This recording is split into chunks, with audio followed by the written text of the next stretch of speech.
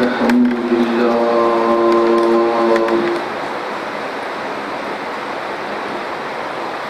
الحمد لله وكفى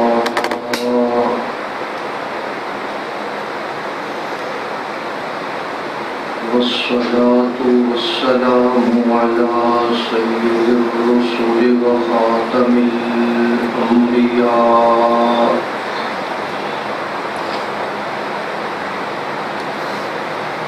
وعلى آله وأصحابه الأتقياء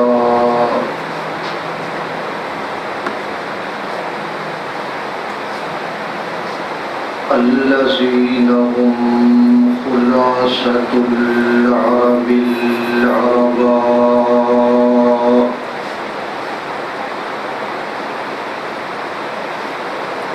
وخير الخلائق بعد الأنبياء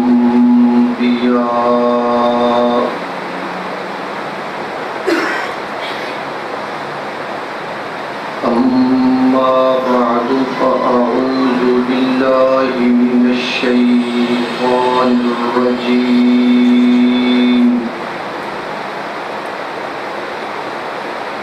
بسم الله الرحمن الرحيم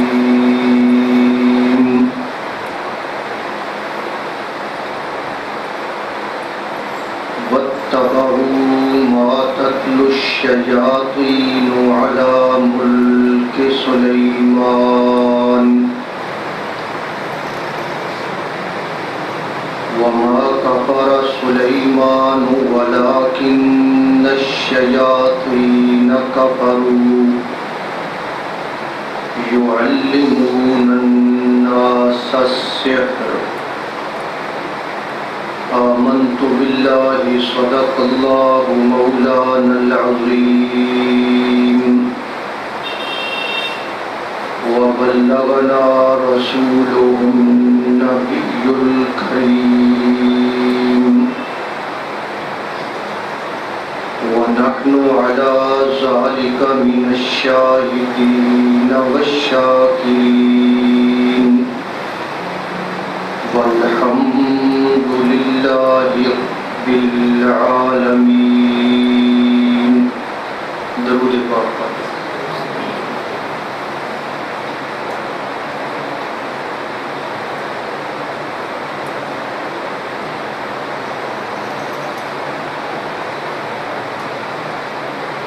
بحمد اللہ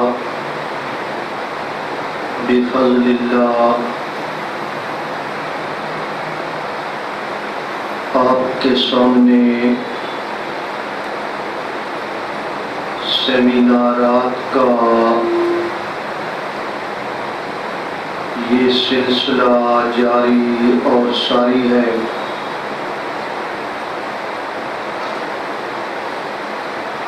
اس سے پہلے آپ حضرات 10 سیمینارات سن چکے ہیں. آج یہ ہمارا 11واں سیمینار ہے اور اس کا عنوان ہے جادو کی حقیقت. سب سے پہلے میں آپ حضرات کے سامنے اس پروگرام کا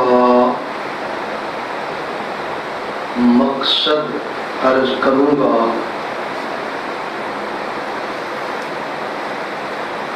کہ جادو کے بارے میں ہمارے معاشرے کے بہت سارے افراد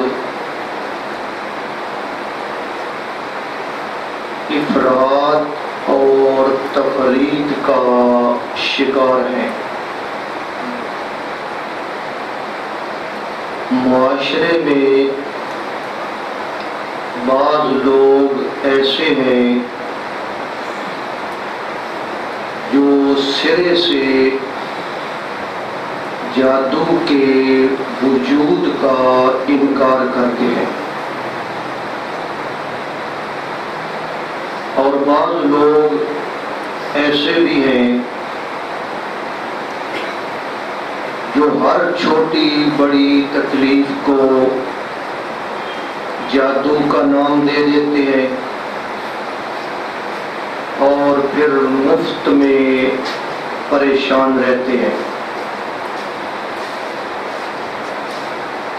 کچھ لوگ بیچارے ہمارے معاشرے کے اندر ایسے بھی ہیں جو جادو کا شکار ہو کر بڑی تکلیف دہ زندگی گزار رہے ہیں، اور عاملوں کے دروازوں پر جا جا کر اپنی دولت ایمان لٹا چکے ہیں۔ اس لیے اس بات کی ضرورت محسوس کی گئی کہ آپ حضرات کے سامنے اس سلسلہ میں صحیح معلومات پیش کی جائیں تاکہ آپ حضرات کی صحیح رہنمائی ہو سکے۔ سب سے پہلی بات یہ ہے کہ جادو کیا ہوتا ہے، جادو کس کو کہتے ہیں۔ علماء کرام نے بیان فرمایا ہے کہ لغوی طور پر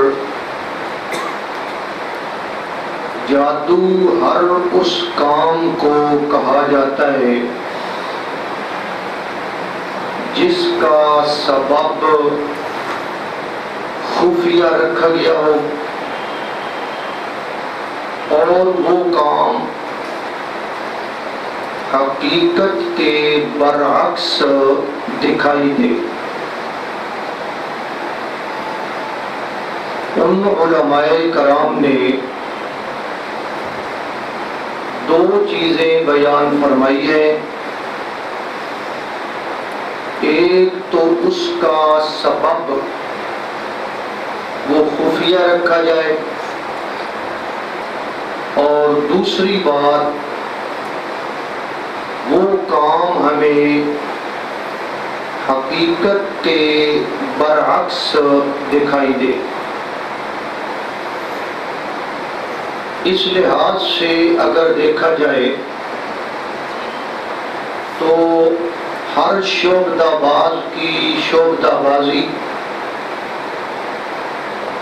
ہر قسم کی مکاری، چالاکی، ہاتھ کی صفائی، ان سب کو جادو کا نام دیا جاتا ہے۔ بعض اوقات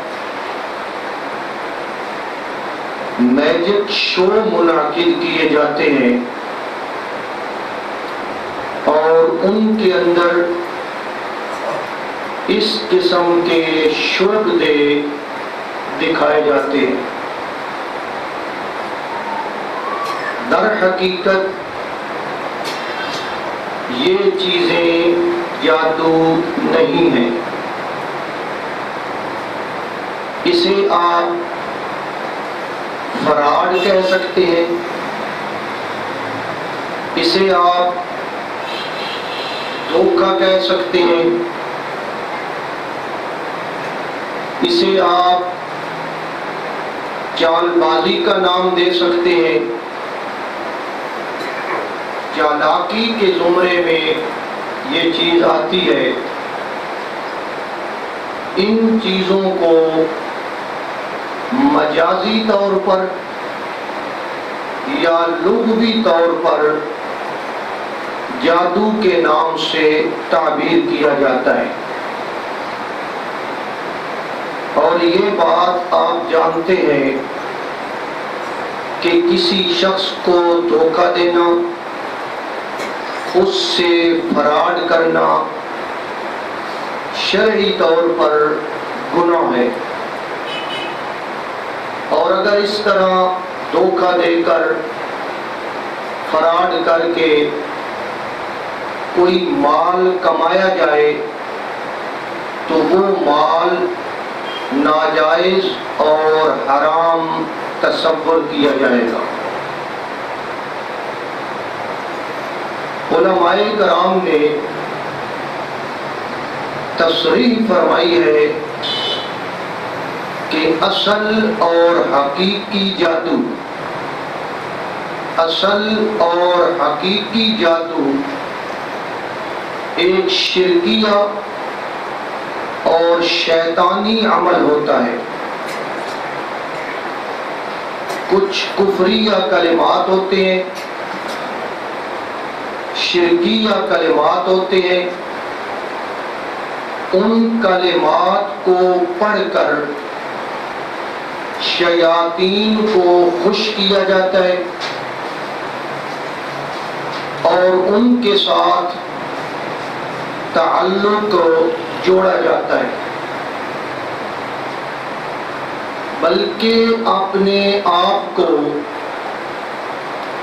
شیاطین کی غلامی میں دے کر ان کو مدد کے لیے پکارا جاتا ہے، ان کی خوشنودی کے لیے نجس کاموں اور گناہوں کا ارتکاب کیا جاتا ہے۔ یہ حقیقی جادو ہے، اور اس جادو کا ارتکاب کرنے والا، اس کو جائز سمجھنے والا، اس کو کروانے والا، اس میں تعاون کرنے والا سب دولت ایمان سے محروم ہو جاتے ہیں اور سزا کے مستحق ہو جاتے ہیں۔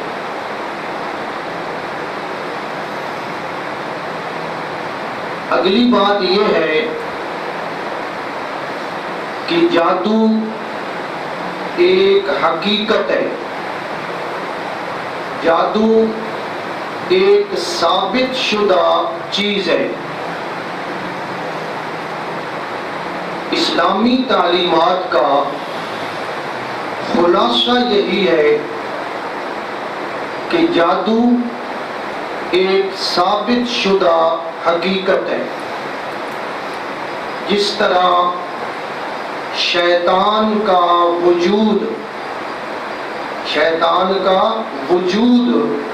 برحق ہے، مگر اس کی اطاعت کرنا حرام ہے، اسی طرح جادو کا وجود بھی برحق ہے،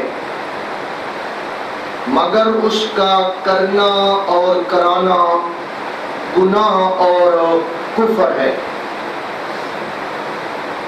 وجود برحق ہونے کا یہ مطلب نہیں ہے کہ جادو کرنا جائز ہے۔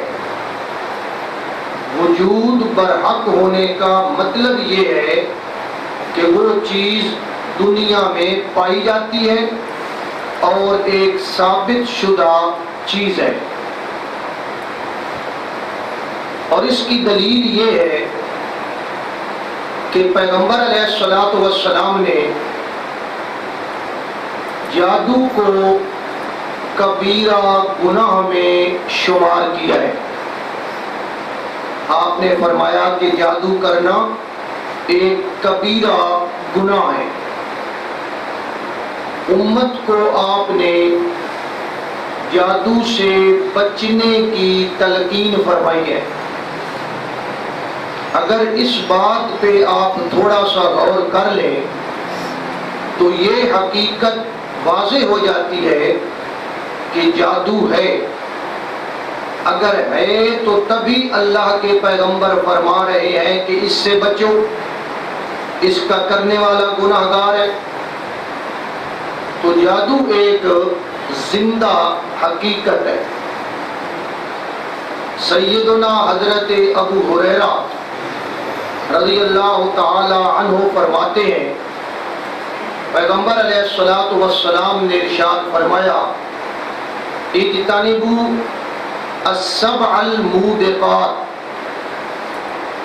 کہ 7 چیزیں ایسی ہیں جو تمہیں ہلاک کر دیں گی، برباد کر دیں گی، ان سے خصوصی طور پر بچو۔ اور آپ نے پھر ارشاد فرمایا، ان میں سے پہلی چیز یہ ہے الشرک باللہ، اللہ کے ساتھ شرک کرنا۔ اور دوسری چیز آپ نے بیان فرمائی والسحر، اور جادو کرنا، یعنی آپ نے اس سے بچنے کی تلقین فرمائی۔ یہ بخاری شریف صفحہ نمبر 458 پہ یہ سیدنا حضرت ابو ہریرہ رضی اللہ تعالی عنہ ان کی بیان کردہ یہ حدیث موجود ہے۔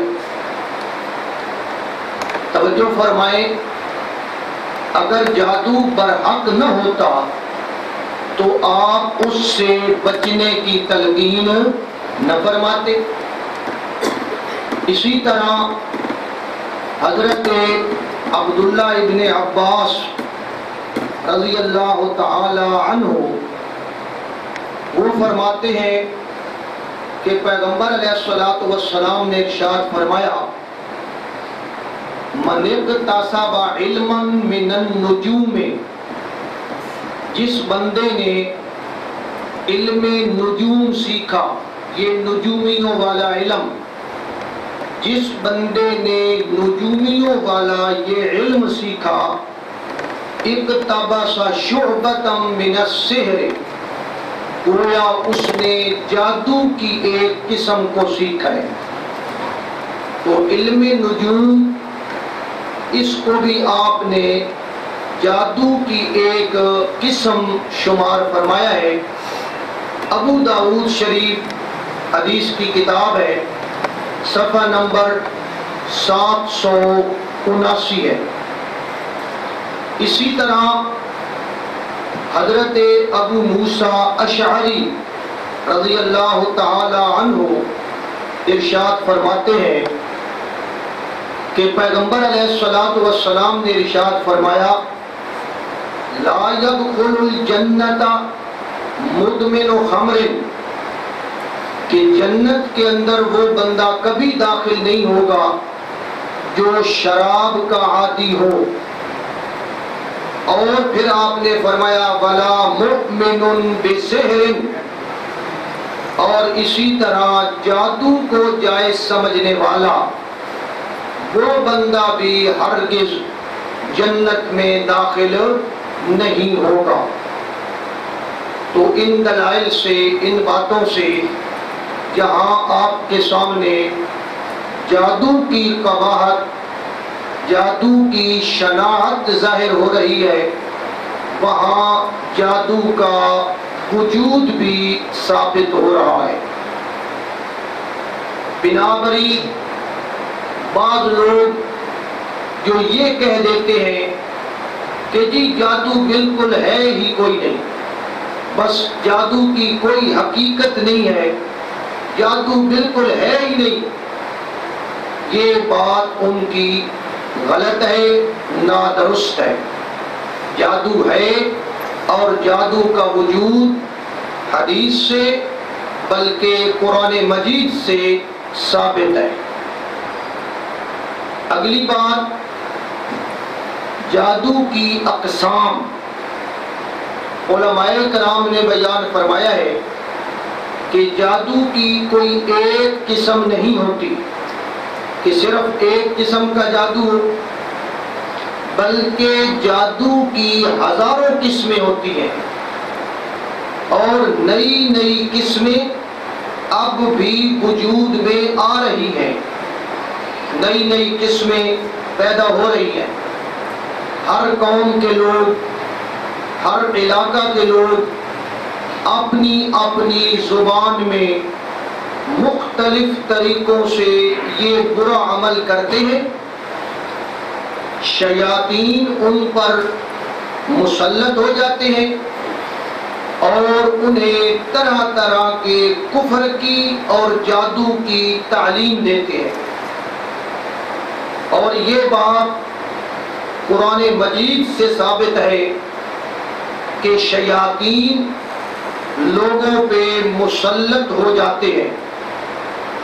سورۃ مریم نے اللہ تبارک و تعالی نے فرمایا أَلَمْ تَرَ أَنَّا أَرْسَلْنَا الشَّيَاطِينَ عَلَى الْكَافِرِينَ تَؤُزُّهُمْ أَزًّا، کہ کافروں کے اوپر شیطان مسلط ہو جاتے ہیں، جنات مسلط ہو جاتے ہیں، اور وہ ان سے پھر اپنی مرضی کے کام کرواتے ہیں۔ تَؤُزُّهُمْ أَزًّا، اس کا مطلب ہماری زبان میں یہ ہے کہ وہ انہیں اپنی انگلیوں پر نچاتے ہیں۔ تو جب شیاطین مسلط ہو جاتے ہیں تو وہ پھر کفر کی، شرک کی، جادو کی یہ تعلیم دیتے ہیں، ان کے دماغ میں باتیں ڈالتے ہیں۔ اسی طرح ایک اور آیت ہے قرآن مجید کی، سورۃ شعراء کی، اللہ تبارک و تعالی فرماتے ہیں هل انبئکم علی من تنزل الشیاطین، کیا میں تمہیں بتاؤں کہ شیطان کس پہ اترتے ہیں، کس کے دل و دماغ پہ یہ قبضہ کرتے ہیں، ان پہ نازل ہوتے ہیں۔ تنزل علی کل افاک اثیم، یہ شیطان ہر گناہگار، ہر برے آدمی، ہر جھوٹے آدمی، اس پہ ان شیطانوں کا نزول ہوتا ہے، ان کا ان کے ساتھ ایک رابطہ اور تعلق قائم ہو جاتا ہے۔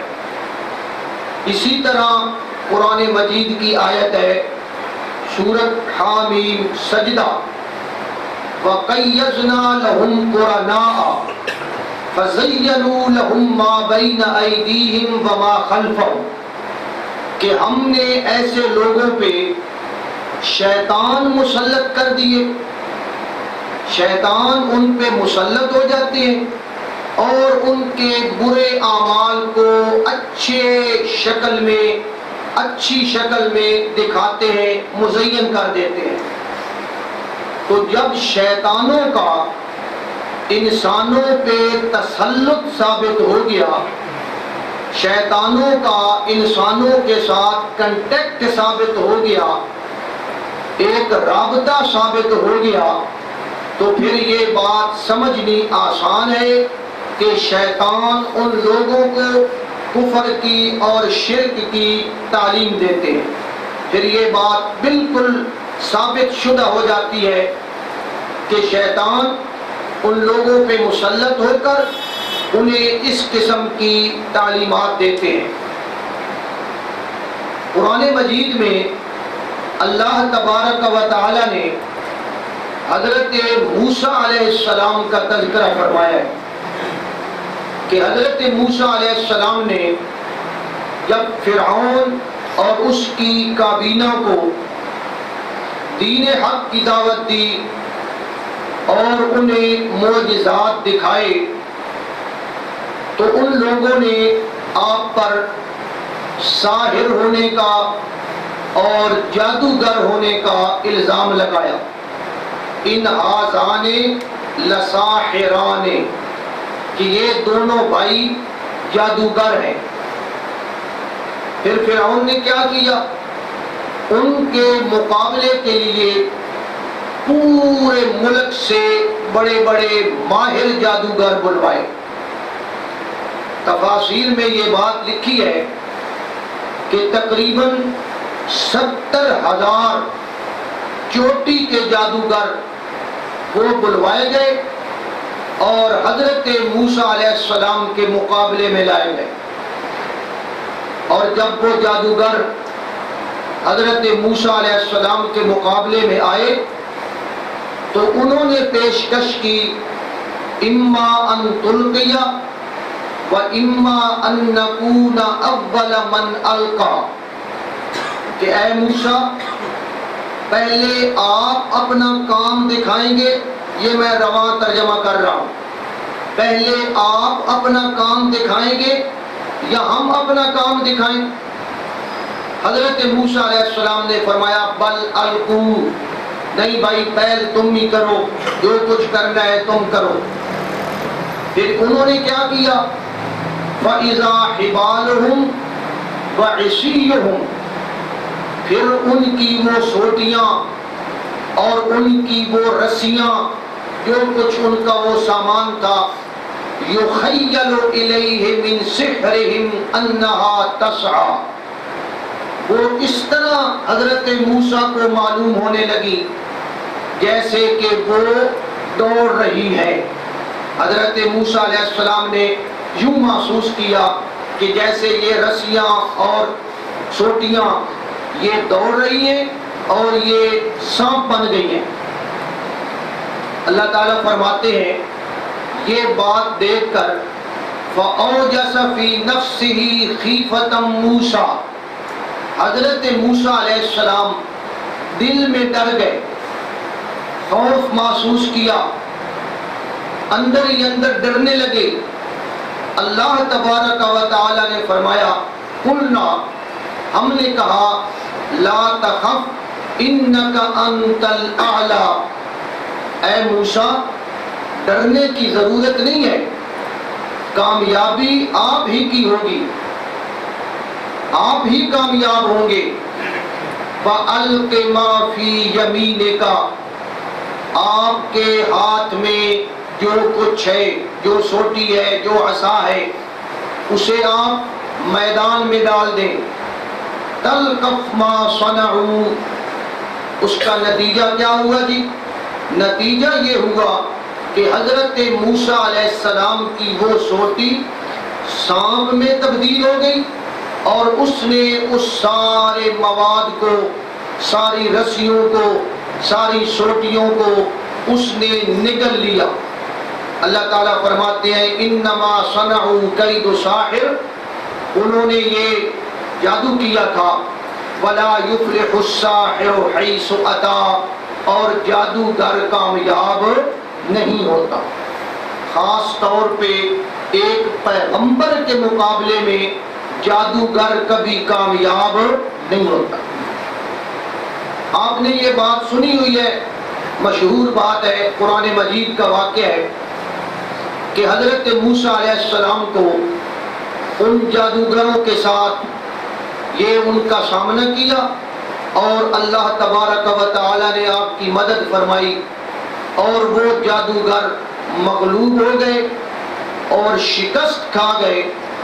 صرف شکست نہیں کھائی بلکہ وہ جادوگر ایمان لے آئے حضرت موسیٰ علیہ السلام پہ اور کہنے لگے قالوا آمنا برب العالمین، رب موسیٰ و ہارون، کہ ہم تو رب العالمین پر ایمان لا چکے ہیں.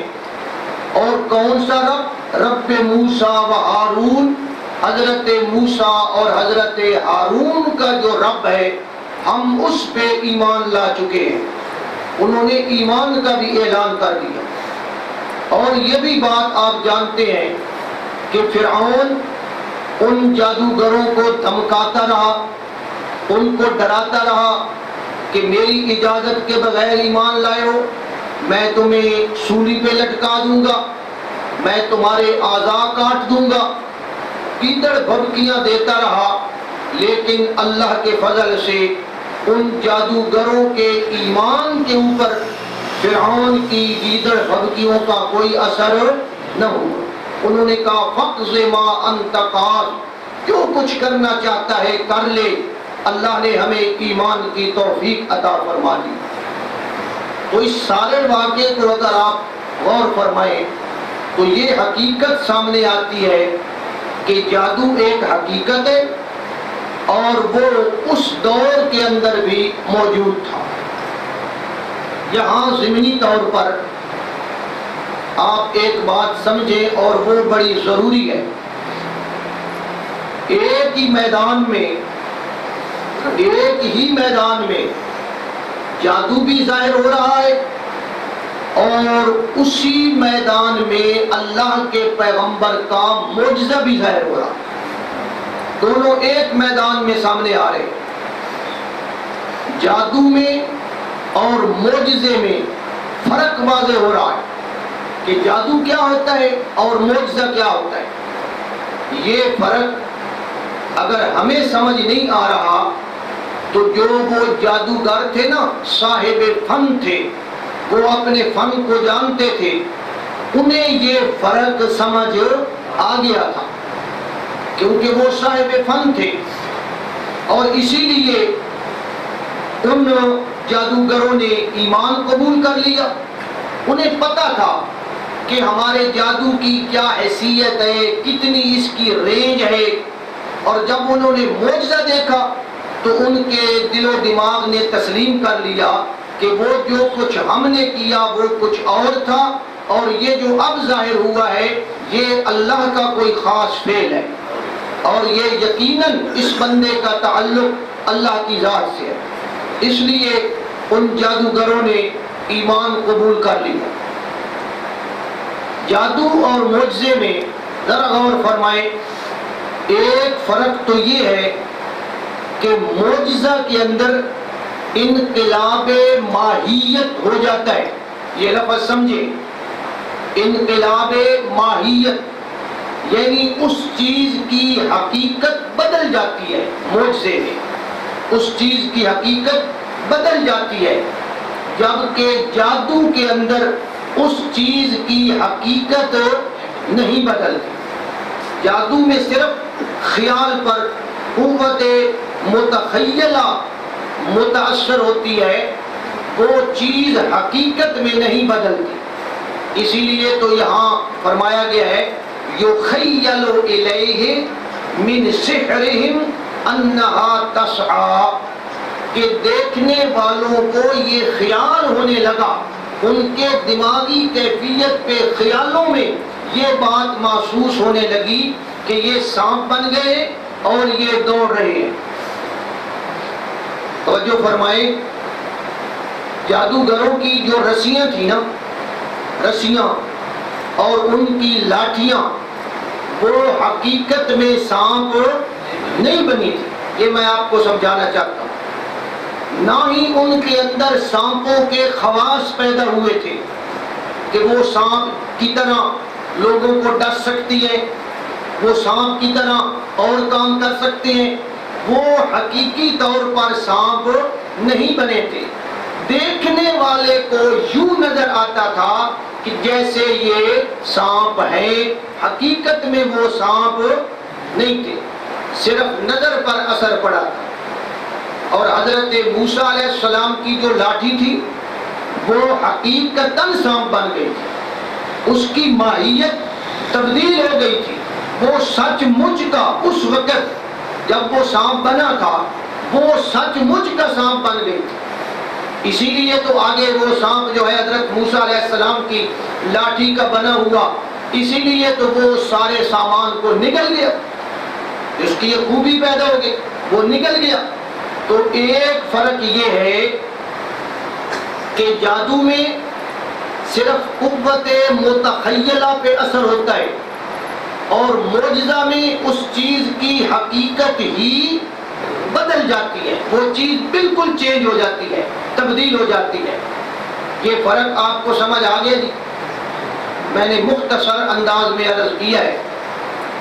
دوسرا فرق یہ ہے، یہ بھی بڑی سمجھنے والی بات ہے، اور یہ ہمیں اپنی زندگی میں کام دے سکتا ہے۔ جادوگر کی عام زندگی، ایک جادوگر ہے، اس کی عام زندگی آپ نوٹ کریں۔ اس کی زندگی کیسی گزر رہی ہے، اس کا کردار کیسا ہے۔ تو جادوگر کی عام زندگی بد عملی پہ، بد کرداری پہ، ایذا رسانی پہ، خباثت پہ، نجاست پہ مشتمل ہوتی ہے۔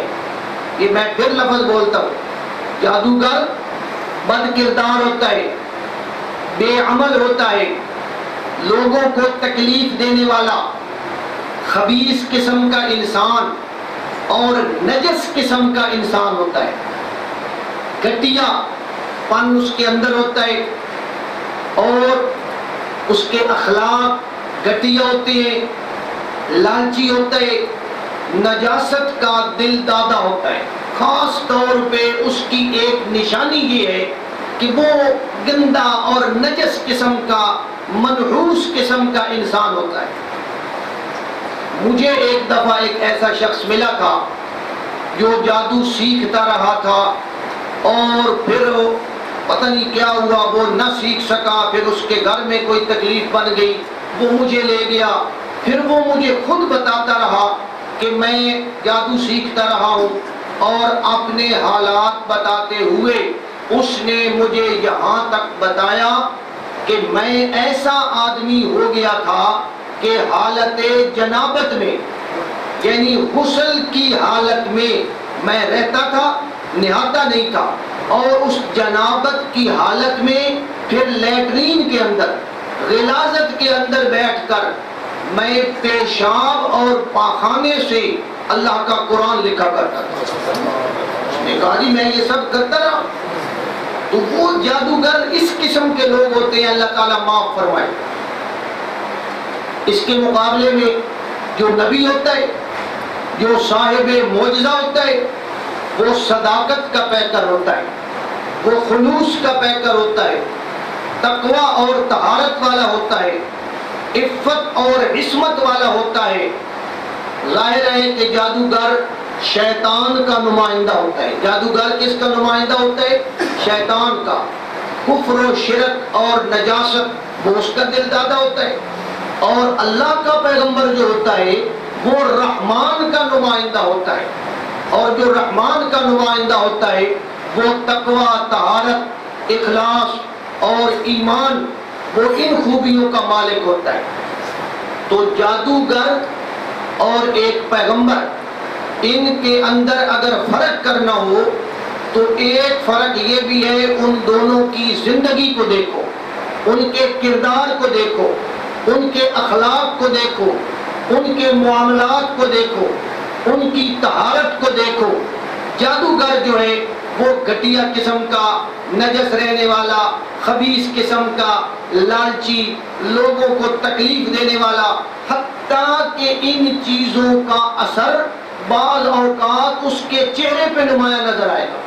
بد عقیدہ، شرک و کفر کرنے والا، اور اس کے مقابلے میں ایک نبی جو ہوتا ہے اس کی زندگی پاکیزہ اور گناہوں سے بالکل پاک ہوتی ہے، اس کے اندر لالچ نہیں ہوتا۔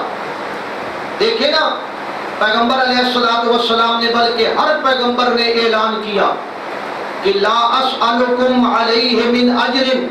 ہر پیغمبر نے اپنی قوم میں اعلان کیا لا اسألکم علیہ من اجر، کہ میں تمہیں تبلیغ کر رہا ہوں، میں اس پر کوئی معاوضہ طلب نہیں کرتا، کیونکہ پیغمبر کے اخلاق اونچے ہوتے ہیں، وہ کوئی لالچی نہیں ہوتا۔ لیکن اس کے مقابلے میں جادوگروں کو دیکھیں، جب فرعون نے بلایا تھا نا تو یہ جادوگر کہنے لگے اِنَّ لَنَا لَأَجْرًا، اِنَّ لَنَا لَأَجْرًا، ہمیں کوئی معاوضہ بھی ملے گا یا نہیں ملے گا اس کام کا۔ تو دونوں کی زندگی اور کردار میں فرق ہے۔ نبی کہتا ہے میں معاوضہ کوئی نہیں مانگتا، اور جادوگر کہتا ہے میں معاوضہ مانگتا ہوں۔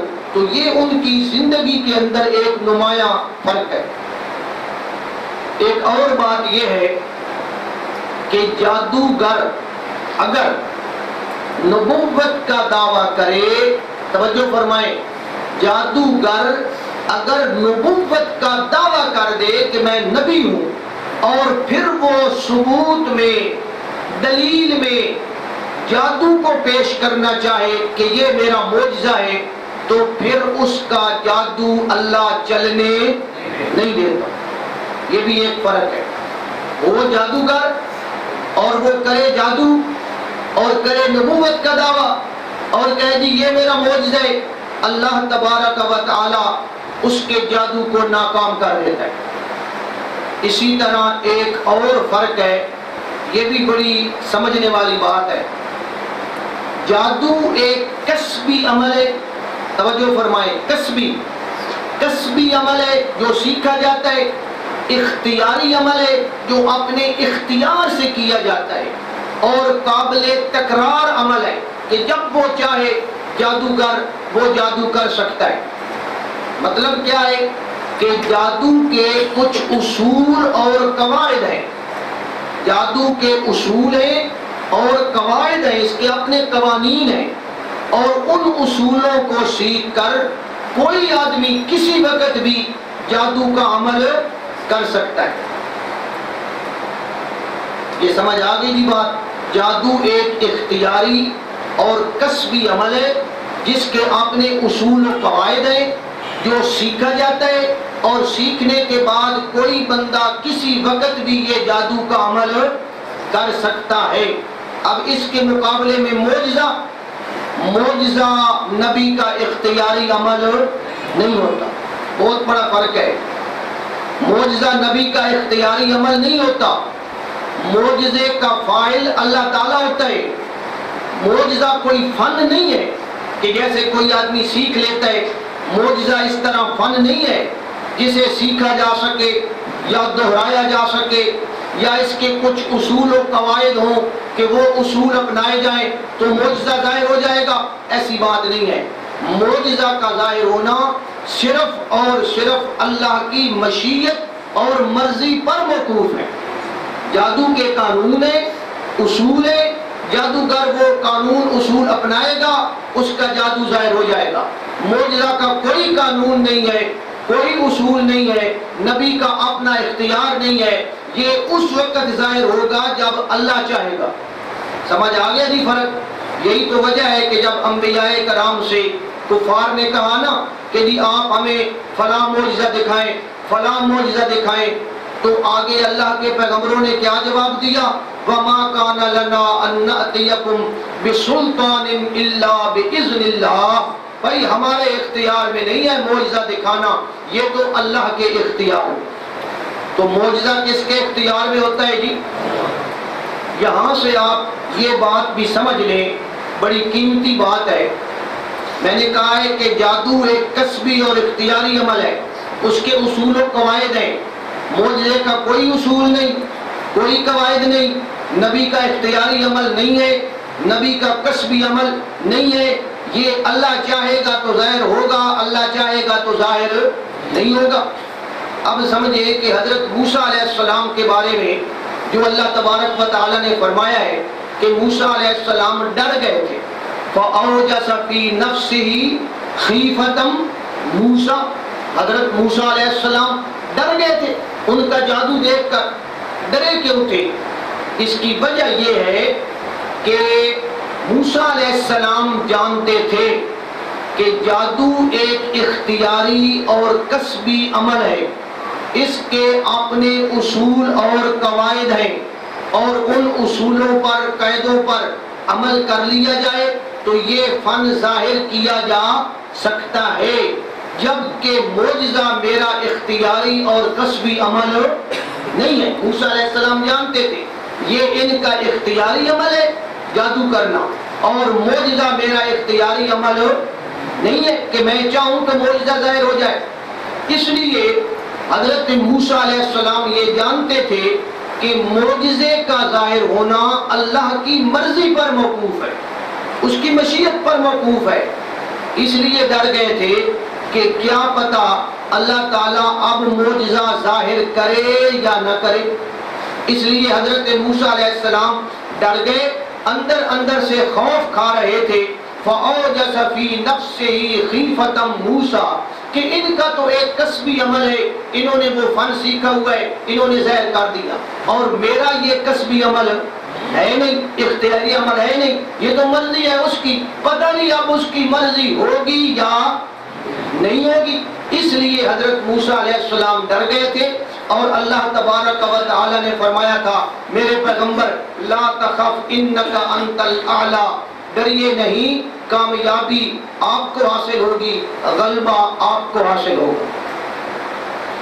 حضرت سلیمان علیہ السلام، ان کا ذکر بھی قرآن مجید میں آتا ہے۔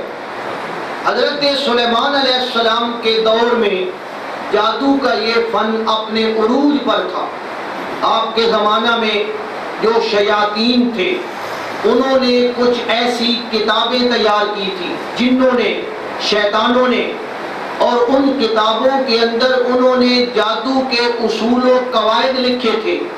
ان کتابوں کے اندر شیطانوں نے شرکیہ وظائف لکھے تھے، اور ان کتابوں کا لکھا ہوا وہ جادو کے اعمال اور وہ شرکیہ وظیفے اور وہ کفریہ وظیفے شیطان لوگوں کو سکھاتے تھے۔ حضرت سلیمان علیہ السلام نے کیا کیا؟ انہوں نے وہ ساری کتابیں ضبط کر لی اور ایک صندوق کے اندر ڈال کر ان تمام کتابوں کو اپنے تخت کے نیچے دفن کر دی۔ ایک دفعہ تو وہ سارا سلسلہ ختم ہو گیا۔ بہرحال آپ کی وفات کے بعد جب حضرت سلیمان علیہ السلام کی وفات ہو گئی، جنات نے پھر سے وہ کتابیں نکال لی، اور نکالنے کے بعد لوگوں میں یہ مشہور کر دیا کہ دیکھو جی حضرت سلیمان علیہ السلام کی جو حکومت تھی نا وہ اسی وجہ سے چل رہی تھی، یہ تو ان کا خاص علمی خزانہ ہے، ان کے تخت کے نیچے یہ علمی خزانہ دفن تھا اور اسی کی وجہ سے آپ کی حکومت چل رہی تھی۔ یہی پرانی کتابیں، یہ پوتھیاں اور یہ نوشتے یہودیوں کے اندر پہنچ گئے، یہودیوں میں نسل در نسل چلتے رہے، اور یہودی لوگ اس وقت بھی اور آج بھی جادو کو ایک مقدس علم سمجھتے ہیں۔ ہم کیا سمجھتے ہیں؟ جادو کو ایک خبیث علم سمجھتے ہیں، اور وہ کیا سمجھتے ہیں؟ جادو کو مقدس علم سمجھتے ہیں۔ اور آج تک یہودیوں کے اندر جادو کا رواج ہے، وہ اسے ایک اچھا عمل سمجھتے ہیں۔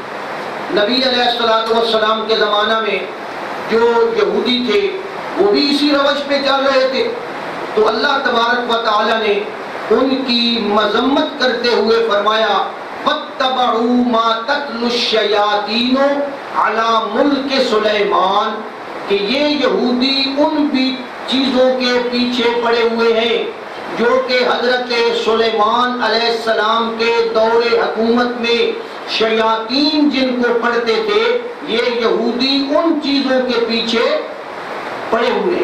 اللہ تعالیٰ نے ان کی مذمت بیان فرمائی، اور ساتھ اللہ تعالیٰ نے یہ بھی فرمایا وَمَا أُنزِلَ عَلَى الْمَلَكَيْنِ بِبَابِلَ ہاروت و ماروت، اور یہ یہودی ان چیزوں کے پیچھے پڑے ہوئے ہیں جو ہاروت ماروت اللہ کے فرشتوں پہ نازل ہوئی تھی۔ یہ یہودی شیطانوں کے علم کے پیچھے پڑے ہوئے ہیں، اور ہاروت ماروت نے جو علم سکھایا تھا وہ اس کے پیچھے پڑے ہوئے ہیں۔ اب جی آپ سمجھیں یہ ہاروت اور ماروت کون تھے اور یہ کیا تھے؟ مختصر عرض یہ ہے کہ یہ اللہ تعالیٰ کے دو فرشتے تھے۔ اللہ تعالیٰ نے کسی زمانہ میں بابل کے شہر میں ان فرشتوں کو بھیجا تھا تاکہ لوگوں کو جادو اور معجزہ میں فرق سمجھائے کہ یہ جادو ہوتا ہے اور یہ معجزہ ہوتا ہے۔ ان فرشتوں کے پاس جب بھی کوئی بندہ آتا تھا سمجھنے کے لیے تو وہ سب سے پہلے وضاحت کرتے تھے کہ دیکھو بھائی آپ ہمارے پاس آئے ہیں، یہ جادو کرنا کرانا کفر ہے۔ سب سے پہلے کہتے تھے یہ جادو کرنا کرانا کفر ہے، ہم آزمائش کے لیے تمہارے لیے امتحان بن کر آئے ہیں، لہذا جادو کے جو اعمال اور اصول ہم تمہیں بتائیں گے ان کو عمل میں لا کر اپنا ایمان ضائع نہ کر۔ یہ اللہ کے فرشتے انہیں بتاتے تھے کہ یہ وظیفے، یہ اعمال، یہ جادو کے اعمال ہیں، ان سے بچنا ہے اور ان کے اوپر عمل نہیں کرنا، ہم تمہیں سمجھا رہے ہیں، انما نحن فتنۃ فلا تکفر، ہم فتنہ اور آزمائش ہیں، ان پر عمل کر کے کفر نہ کرنا۔ یہ بالکل ایسے ہی ہے جیسے آج کل کوئی مولوی چند کفریہ باتیں، کفریہ کلمات، کفریہ جملے وہ مولوی لکھ کر چھاپ دے، ایک کتاب بنا دے کہ یہ جملے بولنا اللہ کے بارے میں، رسول کے بارے میں، یہ کیا ہے جی؟ کفر ہے۔ اب اس نے چھاپا تو اس لیے ہے کہ لوگ ان سے بچیں اور لوگوں میں بتائے کہ جی یہ جملے بولنا کفر ہے، یہ شرک ہے، اور لوگ جو ہیں وہ ان کو آگے استعمال کرنے لگے۔ تو اس میں اس مولوی کا قصور تو کوئی نہیں ہے، اس نے تو بتایا ہے کہ ان سے بچو۔ اسی طرح اللہ کے یہ جو فرشتے تھے یہ لوگوں کو بتاتے تھے کہ یہ کام نہیں کرنا، یہ شرکیہ عمل ہے، یہ شرکیہ وظیفہ ہے، اسے نہیں پڑھنا۔ اب یہودیوں نے کیا کیا؟ انہوں نے ان فرشتوں کی وضاحت کے باوجود جادو کے الفاظ اور اعمال کو ناجائز طریقے پر استعمال کرنا شروع کر دیا۔ وہ فرشتے تو سکھا رہے ہیں کہ یہ کام نہیں کرنا، انہوں نے وہ کرنا شروع کر دیا۔ خاص طور پہ میاں بیوی میں تفریق ڈالنا، جدائی ڈالنا، اس قسم کے جادو کو ان یہودیوں نے رواج دیا اور وہ کرنے لگے۔ اللہ تعالیٰ نے ان کی مذمت کرتے ہوئے فرمایا وَمَا أُنزِلَ عَلَى الْمَلَكَيْنِ بِبَابِلَ هَارُوتَ وَمَارُوتَ وَمَا يُعَلِّمَانِ مِنْ أَحَدٍ حَتَّى يَقُولَا إِنَّمَا نَحْنُ فِتْنَةٌ فَلَا تَكْفُرْ۔ ان فرشتوں کے بارے میں ایک واقعہ بھی بعض کتابوں میں لکھا ہوا ملتا ہے، اور اس واقعے کا میں اشارہ کر دوں۔ یہودیوں نے ان دونوں فرشتوں کے بارے میں ایک جھوٹا واقعہ مشہور کر رکھا ہے۔ اب یہ جھوٹا واقعہ بھی سن لے۔ واقعہ کیا ہے؟ وہ کہتے ہیں جی کہ وہ جو اللہ کے دو فرشتے تھے وہ ایک کنجری پر عاشق ہو گئے تھے، اور کنجری کا نام تھا زہرہ۔ زہرہ کنجری پر وہ عاشق ہو گئے تھے، اور پھر وہ اس کنجری کی محبت میں گرفتار ہو گئے۔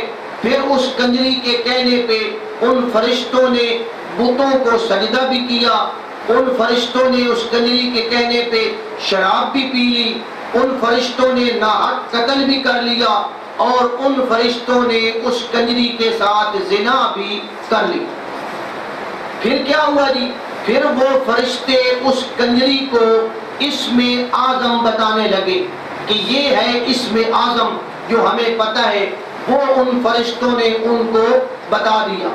اب اس کنجری نے اسم اعظم استعمال کیا اور وہ آسمان پر چڑھ گئی، اور اب جو زہرہ ستارہ ہے نا، مریخ، مشتری، زحل، زہرہ، وہ کہتے ہیں جی یہ زہرہ سیارہ بن گئی، وہ کنجری کیا بن گئی جی؟ ستارہ بن گئی، اور وہ آسمانوں پہ چڑھ گئی۔ ہاروت ماروت جو تھے یہ اپنے گناہوں کی وجہ سے آسمان پر نہ جا سکے، اور اب تک وہ ایک کنویں میں الٹے لٹکائے گئے، اور ان کو عذاب ہو رہا ہے کیونکہ انہوں نے غلط کام کیا تھا۔ یہ سارا واقعہ بالکل جھوٹ ہے اور بہتان ہے۔ جو آدمی یہ بیان کرتا ہے وہ بہت بڑا گناہگار ہے۔ یہ اسرائیلی روایات ہیں، یہودیوں کے من گھڑت واقعات ہیں، ان سے بچنا چاہیے۔ حضرت سلیمان علیہ السلام کا یہ تذکرہ جو میں نے آپ کے سامنے کیا ہے، ان آیتوں میں ایک اور بات بڑی واضح ہو رہی ہے، وہ بھی سمجھیں۔ آیات سے یہ بات واضح ہو رہی ہے کہ جادو کا اثر اللہ کے حکم سے ہوتا ہے۔ اس کے حکم سے ہوتا ہے جی؟ اللہ کے حکم سے ہوتا ہے، اس کی قضا سے ہوتا ہے۔ وہ چاہے تو جادو کا اثر ہوتا ہے، نہ چاہے تو جادو کا اثر نہیں ہوتا۔ فاعل حقیقی کون ہے جی؟ اللہ تبارک و تعالی۔ ایسے سمجھیں جیسے آگ میں اللہ نے ایک اثر رکھا ہے، آگ میں اثر ہے جلانے کا، آگ میں تاثیر اللہ نے رکھی ہے جلانے کی، سنکھیے میں تاثیر رکھی ہے اللہ نے، آگ میں اثر ہے کہ اس کے اندر جلانے کی تاثیر ہے، لیکن یہ تاثیر بھی اللہ کی مشیت اور ارادے کی پابند ہے۔ توجہ ہے میری بات پہ؟ ایسی بات نہیں ہے کہ جب بھی وہ جادو کرے اللہ تعالیٰ سے وہ زیادہ تیز ہو سکتا ہے یا غالب آ سکتا ہے؟ نہیں، اللہ کی مرضی ہے وہ اثر ظاہر ہو یا نہ ہو۔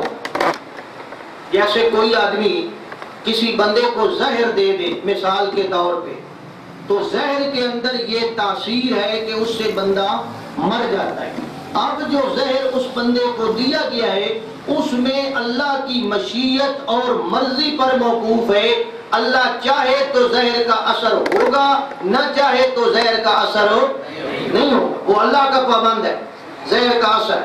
اسی طرح جادو میں جو اثر ہے وہ اللہ کی مشیت کے تابع ہے، لیکن اگر زہر کی وجہ سے وہ بندہ اگلا مر جائے تو کیا خیال ہے، ہم یہ کہیں گے جی کہ یہ تو اللہ کی تقدیر سے مرا ہے، اس کا کوئی قصور نہیں، اس کو سزا ملے گی، یہ قاتل کہلائے گا، اس نے زہر دیا ہے۔ لیکن بندہ جو مر رہا ہے اس کو مارنے والا کون ہے جی؟ در حقیقت وہ اللہ تبارک و تعالی ہے۔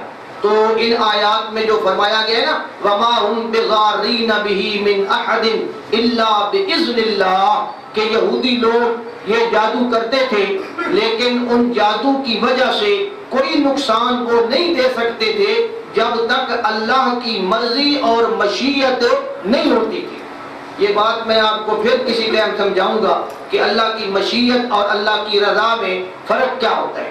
مشیت اللہ کی ہے لیکن رضا اللہ کی نہیں ہے۔ تو یہاں سے یہ بات بھی سمجھ آ گئی کہ جادو کرنا کروانا کفر ہے۔ جادو کرنا کروانا کیا ہے جی؟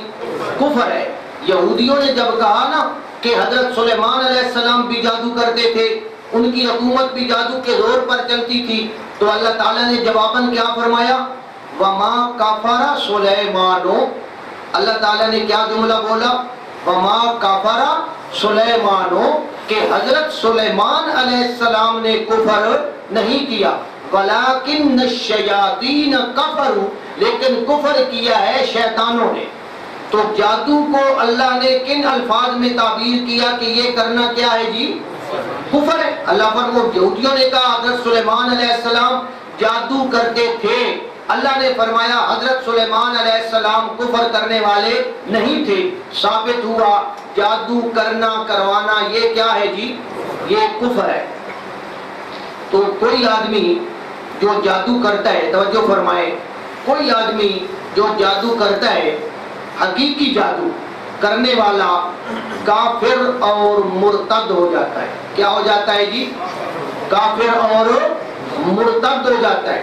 اس کی باقاعدہ شریعت کے اندر ایک سزا ہے، اور نبی پاک صلی اللہ علیہ وسلم نے ارشاد فرمایا کہ حد الساحر ضربۃ بالسیف، یہ ترمذی شریف کتاب ہے حدیث کی، اس کے اندر یہ روایت موجود ہے کہ پیغمبر علیہ السلام نے ارشاد فرمایا کہ حد الساحر، جادوگر کے اوپر حد یہ لگتی ہے کہ اس کو تلوار سے قتل کر دینا چاہیے۔ جادوگر کی کیا سزا ہے کہ اس کو قتل کر دیا جائے۔ اسی طرح حضرت فضالہ ابن عبید رضی اللہ تعالیٰ عنہ فرماتے ہیں کہ حضرت عمر رضی اللہ تعالیٰ عنہ نے اپنے دور حکومت میں یہ فرمان جاری کیا ہوا تھا کہ جادوگر کو قتل کر دیا جائے۔ کیا فرمان جاری کیا ہوا تھا جی؟ کہ جادوگر کو قتل کر دیا جائے۔ وہ فرماتے ہیں کہ ہم نے اس طرح ان کے دور حکومت میں 3 جادوگروں کو قتل کر دیا تھا کیونکہ وہ جادو کرتے تھے۔ تو یہ اتنا برا عمل ہے کہ جو سزا مرتد کی ہے وہ سزا اسی جادو کرنے والے کو دی جاتی ہے، لیکن یہ سزا میں نے یا آپ نے اس کو لاگو نہیں کرنا، یہ وقت کی حکومت کی ذمہ داری ہے۔ حضرت عائشہ رضی اللہ تعالیٰ عنہ کا واقعہ آتا ہے کہ حضرت عائشہ رضی اللہ تعالیٰ عنہ پر ایک دفعہ ان کی ایک لونڈی نے ہلاکت کا جادو کر دیا تھا۔ وہ مدبرہ لونڈی تھی۔ مدبرہ اس کو کہتے ہیں کہ جس کو آقا کہہ دینا کہ میرے مرنے کے بعد تو آزاد ہو جائے، وہ ہوتا ہے غلام مدبر۔ تو حضرت عائشہ نے اس لونڈی کو کہا ہوا تھا کہ جب میں فوت ہو جاؤں گی نا تو آزاد ہے، بس اس دن سے تیری آزادی شروع۔ اب اس لونڈی نے کیا کیا؟ کہ حضرت عائشہ جلد از جلد ان کی وفات ہو، تو اس نے حضرت عائشہ رضی اللہ تعالی عنہ پر ہلاکت کا جادو کر دیا۔ اس جادو کی وجہ سے حضرت عائشہ رضی اللہ تعالی عنہ سخت بیمار ہو گئی۔ پھر آپ کو بتایا گیا کہ یہ تو آپ پر جادو کیا گیا ہے۔ پھر آپ نے تحقیق کی، تفتیش کی، پتہ چلا کہ یہ تو اس لونڈی کی کارستانی ہے۔ پھر اس سے پوچھا گیا، اس لونڈی نے اقرار کر لیا کہ میں نے آپ پر جادو کروایا تھا، اور اس لیے کروایا تھا کہ میں چاہتی تھی کہ جلد از جلد آپ مر جائیں اور میں آزاد ہو جاؤں۔ تو پھر بطور سزا کے اس لونڈی کو قتل کر دیا گیا تھا۔ یہ میں آپ کو بات بتانا چاہتا ہوں کہ اس نے جادو کیا، اور حضرت عائشہ رضی اللہ تعالیٰ عنہ بیمار ہوئی۔ جب تحقیق ہوئی پھر اس نے اقرار بھی کر لیا، تو حضرت عائشہ رضی اللہ تعالیٰ عنہ اور پھر دیگر صحابہ نے اس کے بارے میں فیصلہ کیا کیا کہ اس لونڈی کو قتل کر دینا چاہیے، چنانچہ اس کو قتل کر دیا گیا۔ اسی طرح حدیث کے اندر موجود ہے، یہ بخاری شریف کتاب میرے سامنے پڑھی ہے، الحمدللہ آج ہمارے میز پر قرآن مجید بھی پڑھا ہے، اور صحاح ستہ، یہ 6 کتابیں جو ہیں نا، یہ وہ حدیث کی 6 کتابیں ہیں جو آپ کے سامنے پڑھی ہیں، اور انہی کے اندر سے بات ہو رہی ہے۔ تو پیغمبر اسلام حضرت محمد رسول اللہ صلی اللہ علیہ وسلم، ان کے بارے میں آتا ہے کہ یہودیوں نے ایک دفعہ پیغمبر علیہ السلام پر جادو کر دیا تھا۔ بنو زریق کا ایک شخص تھا، اس کا نام تھا لبید ابن اعصم۔ اس آدمی نے، اس کی بیٹیوں نے، اس کے گھر والوں نے نبی پاک صلی اللہ علیہ وسلم کے بال لیے، کہیں سے حاصل کر لیے، اور پھر ان کے اوپر جادو کیا، اور پھر وہ سارا عمل وغیرہ کر کے ذروان کے کنویں میں ڈال دیا۔ پیغمبر علیہ السلام کی طبیعت کچھ ناساز رہنے لگی۔ اللہ تبارک و تعالی نے بذریعہ وحی آپ کو اس ساری کارروائی سے مطلع فرما دیا۔ چنانچہ پیغمبر علیہ السلام نے صحابہ کرام کو بھیج کر وہ بال اور وہ جادو کا جو مواد تھا وہ آپ نے اس کنویں سے نکلوایا، اور اللہ تبارک و تعالی نے یہ آخری 2 سورتیں نازل فرمائی، معوذتین۔ نبی پاک صلی اللہ علیہ وسلم یہ معوذتین کی ایک ایک آیت پڑھتے جاتے تھے اور ان گرہوں کو کھولتے جاتے تھے، اور اس طرح پیغمبر علیہ السلام کی طبیعت بحال ہو گئی۔ یہ واقعہ موجود ہے بخاری شریف صفحہ نمبر 1017 پہ موجود ہے۔ تو پیغمبر علیہ السلام پر بھی ان یہودیوں نے اور خبیثوں نے جادو کا عمل کیا تھا۔ اب یہاں سے ایک مسئلہ جو شاید آپ کے ذہن میں بڑا مارکۃ الآراء مسئلہ ہو، وہ موضوع آ گیا ہے سامنے۔ وہ مسئلہ یہ ہے کہ کیا ایک پیغمبر پر جادو کا اثر ہو سکتا ہے یا بولے یا نہیں ہو سکتا؟ یہ ایک مسئلہ ہے جسے بعض لوگوں نے بڑا مارکۃ الآراء بنایا ہوا ہے۔ بعض علماء تو یہ فرماتے ہیں کہ جادو کا جو اثر ہے نا، یہ ایک طبعی اثر ہے اور بشری عوارضات میں سے ہے۔ کسی نبی پر جادو کا اثر ہو جانا شان نبوت کے خلاف، یہ میں رائے بیان کر رہا ہوں علماء کی۔ بعض علماء کی رائے یہ ہے کہ یہ بشری عوارضات میں سے، اور کسی پیغمبر پر جادو کا اثر ہو جانا یہ نبوت کے منافی نہیں ہے۔ جیسے پیغمبر پر کافر کی تلوار اثر کرتی ہے یا نہیں کرتی؟ کافر کی تلوار پیغمبر پر اثر کرتی ہے یا نہیں کرتی؟ پیغمبر کو زہر دیا جائے، وہ زہر کافر دے، وہ اثر کرتا ہے یا نہیں کرتا؟ پیغمبر کو کافر گالی دے، برا بھلا کہے، اس کا اثر پیغمبر پہ ہوتا ہے یا نہیں ہوتا؟ تو اسی طرح وہ علماء فرماتے ہیں کہ جادو کی وجہ سے اللہ کا ایک پیغمبر جس طرح ان چیزوں سے متاثر ہو جاتا ہے، اسی طرح جادو سے بھی وہ متاثر ہو جاتا ہے۔ یہ ایک گروہ کی رائے ہے۔ کچھ اور علماء ہیں، وہ کہتے ہیں کہ دیکھو جی، جادو ایک کفری عمل ہے، جادو ایک شرکیہ عمل ہے، اس لیے یہ کفریہ اور شرکیہ عمل کا اثر پیغمبر پر نہیں ہو سکتا، اس سے پیغمبر متاثر نہیں ہو سکتا۔ اور وہ یہ بھی دلیل دیتے ہیں کہ کافروں نے پیغمبر علیہ السلام کو طعنہ دیا تھا، ان تتبعون الا رجلا مسحورا۔ یہ کافروں نے کہا تھا نبی پاک صلی اللہ علیہ وسلم کو کہ آپ تو بھائی جادو زدہ ہیں، آپ پر تو بھائی جادو کیا ہوا ہے۔ تو وہ علماء کہتے ہیں جب کافروں نے آپ کو یہ کہا تھا کہ آپ پر تو جادو کیا گیا ہے، لہذا آپ جادو سے متاثر نہیں ہو سکتے۔ میں نے عرض کیا ہے، کچھ علماء کہتے ہیں کہ اللہ کا پیغمبر متاثر ہوتا ہے اور یہ بشری عوارضات میں سے ہے، اور کچھ علماء کہتے ہیں یہ شرکی عمل ہے، یہ کفری عمل ہے، اس سے ایک پیغمبر کو اثر نہیں ہو سکتا۔ اب آپ میری گزارش سنیں، میں نے یہ دونوں رائے آپ کے سامنے رکھی ہیں، اب میں آپ کے سامنے ایک گزارش کرنا چاہتا ہوں، اسے غور سے سنیں۔ تحقیقی بات یہ ہے کہ جادو کا اثر کئی طرح کا ہوتا ہے۔ جادو کا اثر کیا ہوتا ہے جی؟ کئی طرح کا ہوتا ہے۔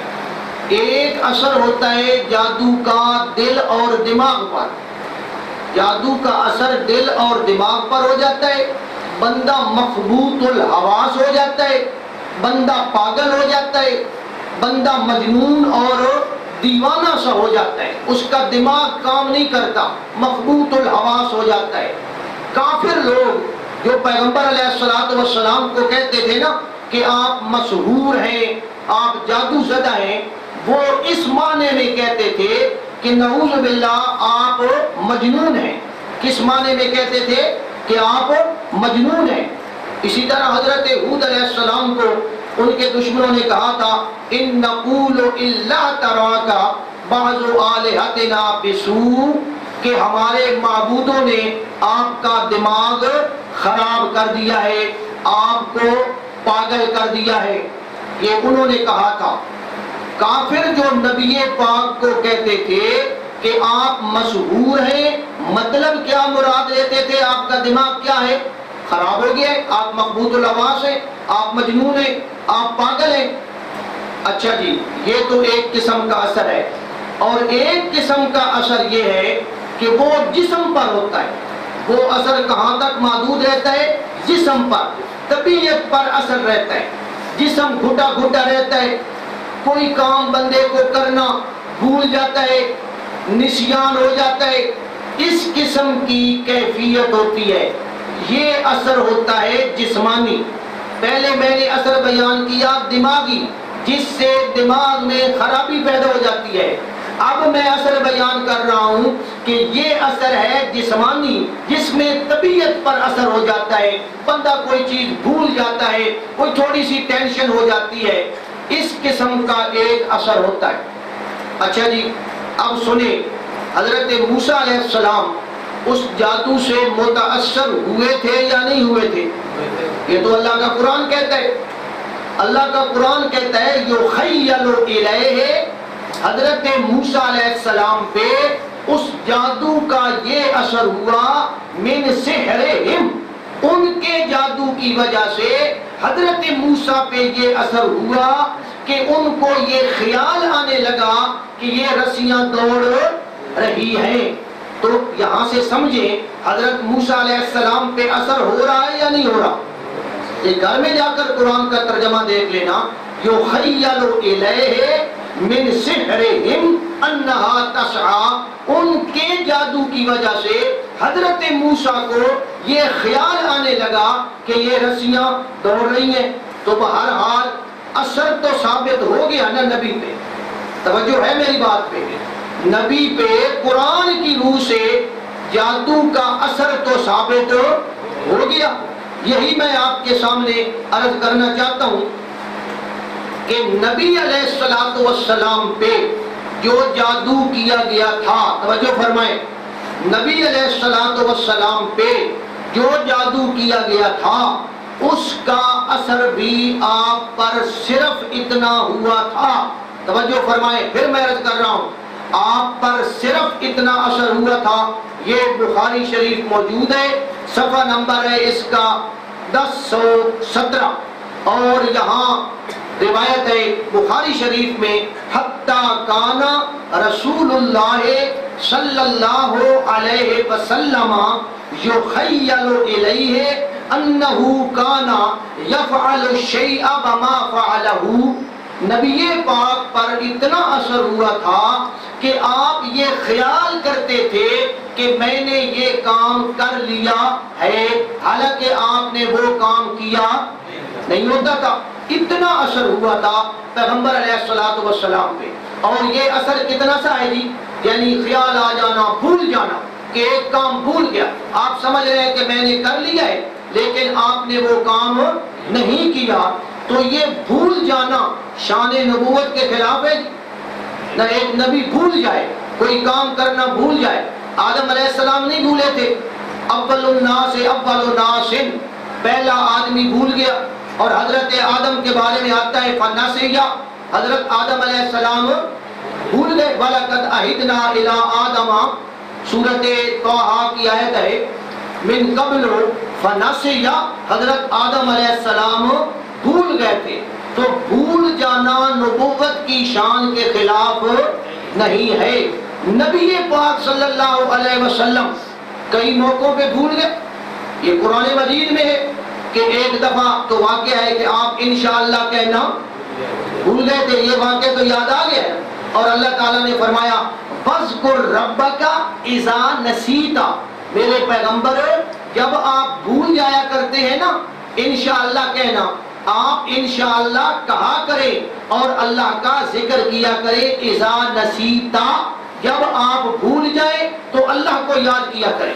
اس کا مطلب ہے بھول جانا یہ نبی کی شان کے خلاف نہیں ہے۔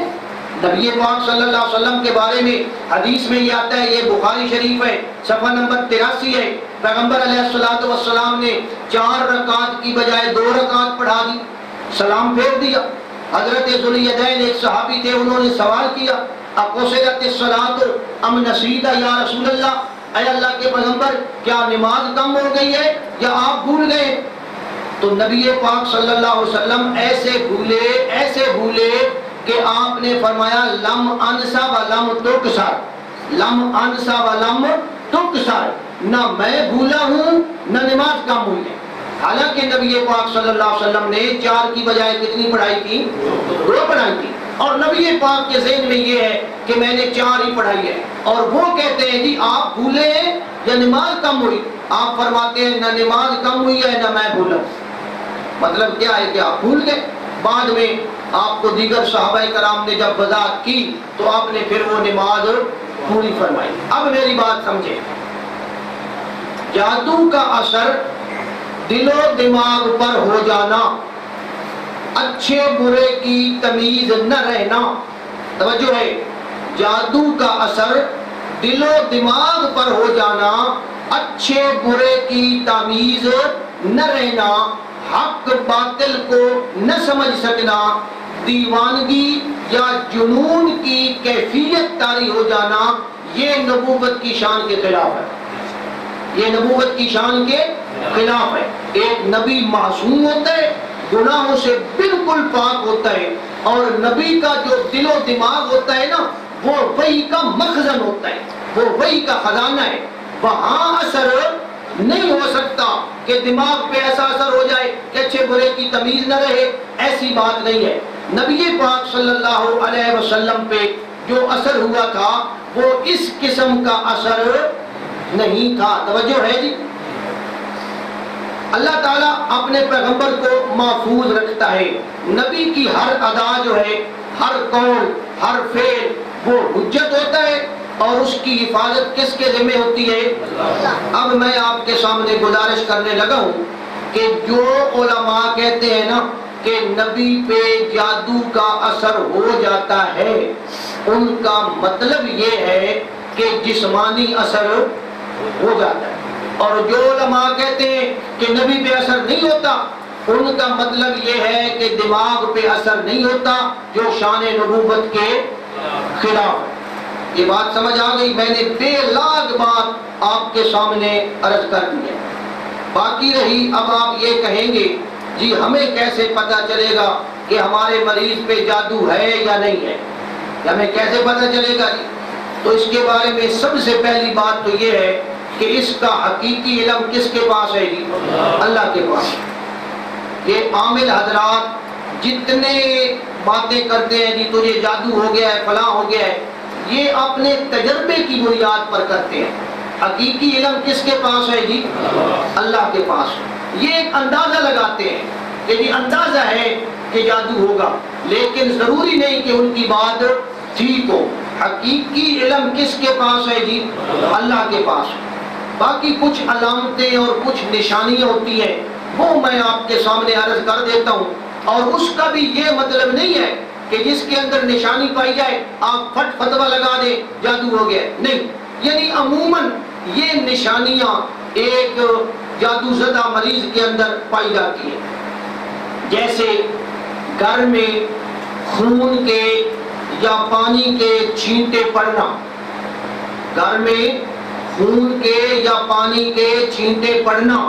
اس کا یہ مطلب نہیں کہ گھر میں خون کے چھینٹے پڑ گئے آپ فتویٰ لگا دیں جادو ہو گیا۔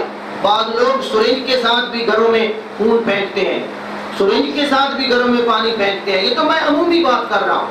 اچھا جی، جسم پر نیل کے نشانات پڑ جانا، خاوند اور بیوی کے درمیان شدید نفرت کا پیدا ہو جانا، طبیعت میں چڑچڑا پن کا پیدا ہو جانا، نیند نہ آنا، خواب میں سانپ، بھینس، گندگی، نجاست وغیرہ یہ نظر آنا۔ بعض لوگوں کو خواب آتی ہے، خواب میں جناب نجاست نظر آ رہی ہے، خواب میں اپنے آپ کو ننگا دیکھ رہا ہے، خواب میں بھول بھلیوں میں پڑا ہوا ہے، راستہ بھولا ہوا ہے، بڑی ٹینشن میں پڑا ہوا ہے، پٹھوں اور گردن میں دباؤ کھنچاؤ رہنا، پاگل پن کا پیدا ہو جانا، ازدواجی تعلقات ان پہ اثر کا ہو جانا، گندے وسوسے ان کا آنا، بیماری کے سارے ٹیسٹ کلیئر آنا اور پھر بھی بندہ بیمار ہے۔ اس قسم کی جب نشانیاں ہوں نا، فتویٰ نہیں لگانا، اندازہ کیا جا سکتا ہے کہ شاید اس مریض کو کیا ہو، جادو۔ میری بات سمجھ گئے میرے خیال میں آپ؟ ضروری نہیں ہے کہ جادو ہو۔ بہرحال اب آپ کہیں گے جی جادو کا پھر کوئی علاج بھی بتاؤ۔ سب سے پہلی بات یہ ہے کہ بہت سارے لوگ وہم میں مبتلا ہوتے ہیں، ان کو جادو کوئی نہیں ہوتا، بس ایک وہم ہوتا ہے ہمارے گھر میں جادو ہو گیا۔ تو یہ عامل لوگ جو ہوتے ہیں یہ نفسیاتی علاج کرتے ہیں، اور انہوں نے نام رکھا ہوا ہے میں نے جی آپ کے جادو کا توڑ کر دیا ہے۔ تو سب سے پہلی بات یہ ہے کہ بعض لوگوں کو وہم ہوتا ہے۔ باقی جس طرح ایک بیماری کے مختلف علاج ہوتے ہیں، اسی طرح جادو کے بھی مختلف علاج ہوتے ہیں، مختلف نسخے آزمائے جاتے ہیں۔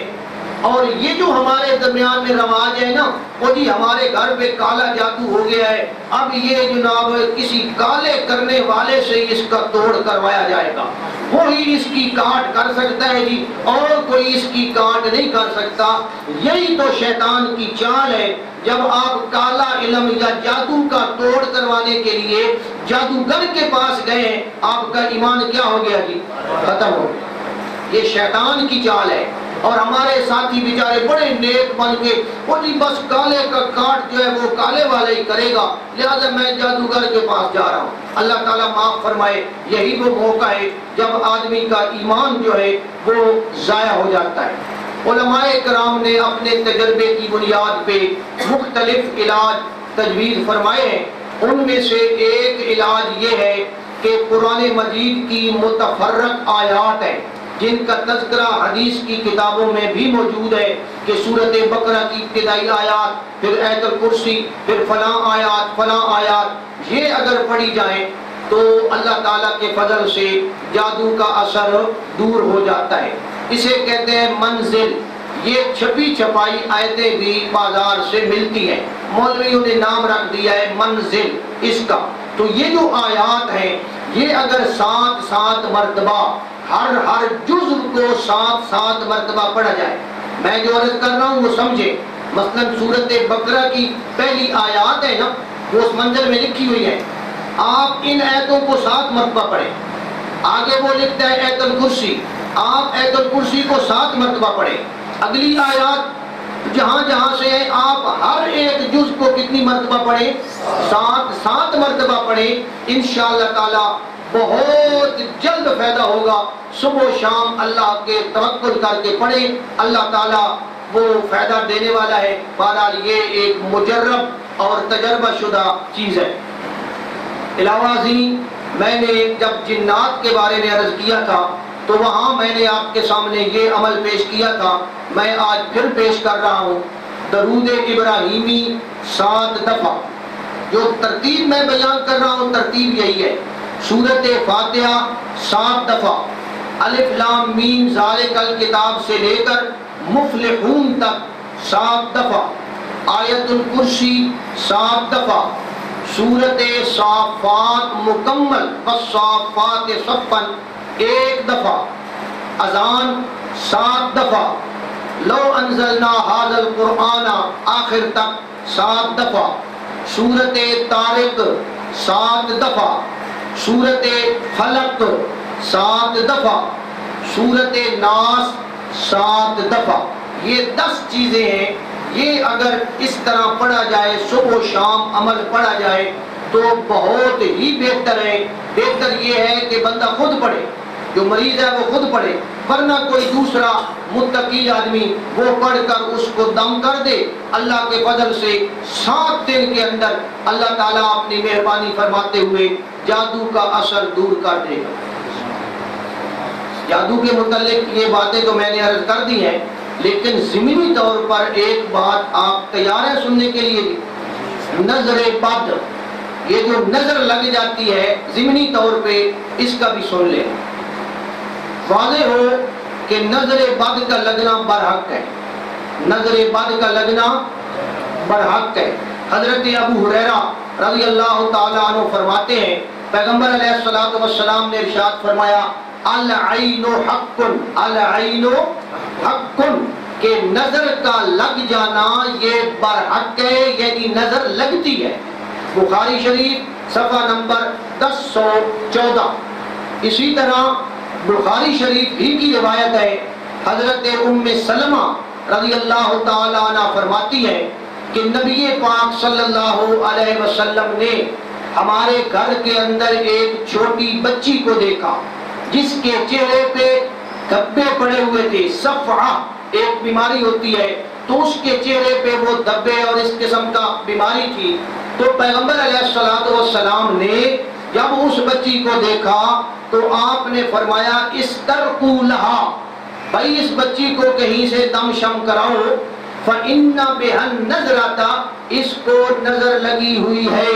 اب یہ کون فرما رہے ہیں؟ اللہ کے پیغمبر. تو جب آپ یہ فرما رہے ہیں اس کا مطلب ہے نظر لگنا برحق ہے، نظر لگتی ہے اور نظر لگ جاتی ہے. اسی طرح حضرت اسماء رضی اللہ تعالی عنہا فرماتی ہیں، یہ ابن ماجہ کی روایت ہے، یہ ابن ماجہ حدیث شریف کی کتاب ہے. حضرت ام سلمہ فرماتی ہیں کہ ایک دفعہ میں نے آپ سے عرض کیا کہ حضرت جعفر طیار رضی اللہ تعالی عنہ، ان کے بچوں کو نظر بہت لگ جاتی ہے. یہ نبی پاک سے کہا کہ ان کے بچوں کو جی نظر بہت لگ جاتی ہے، کیا میں ان کو دم کروا لیا کروں؟ تو پیغمبر علیہ الصلوۃ والسلام نے فرمایا نعم، جی ہاں، تم اس نظر کا دم کروا لیا کرو.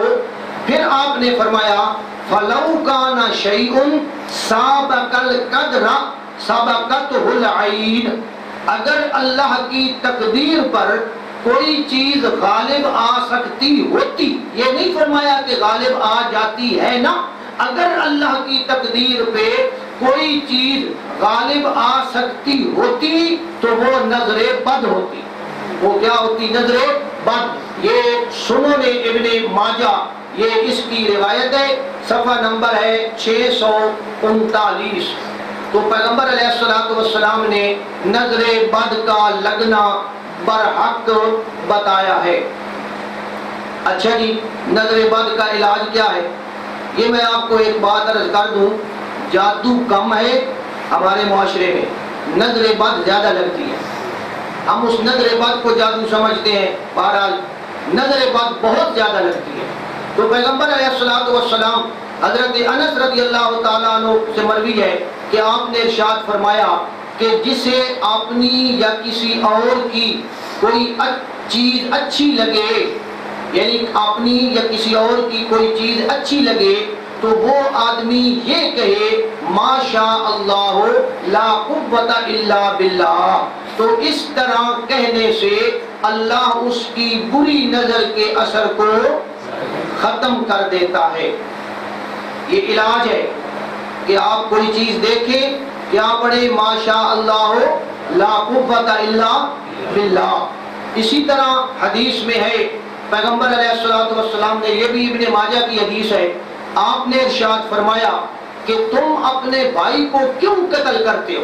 ایک صحابی تھے پیغمبر علیہ السلام کے، ان کو کسی بندے کی نظر لگ گئی، پیغمبر علیہ السلام تک یہ کیس پہنچا، تو آپ نے فرمایا بھائی کیوں کسی آدمی کو خواہ قتل کرتے ہو ایسی نظر بد لگا کر؟ جب تم کوئی ایسی چیز دیکھو نا جو تم کو اچھی لگے، فَلْيَدْعُ لَهُ بِالْبَرْكَةِ، تو برکت کی دعا کر دیا کرو۔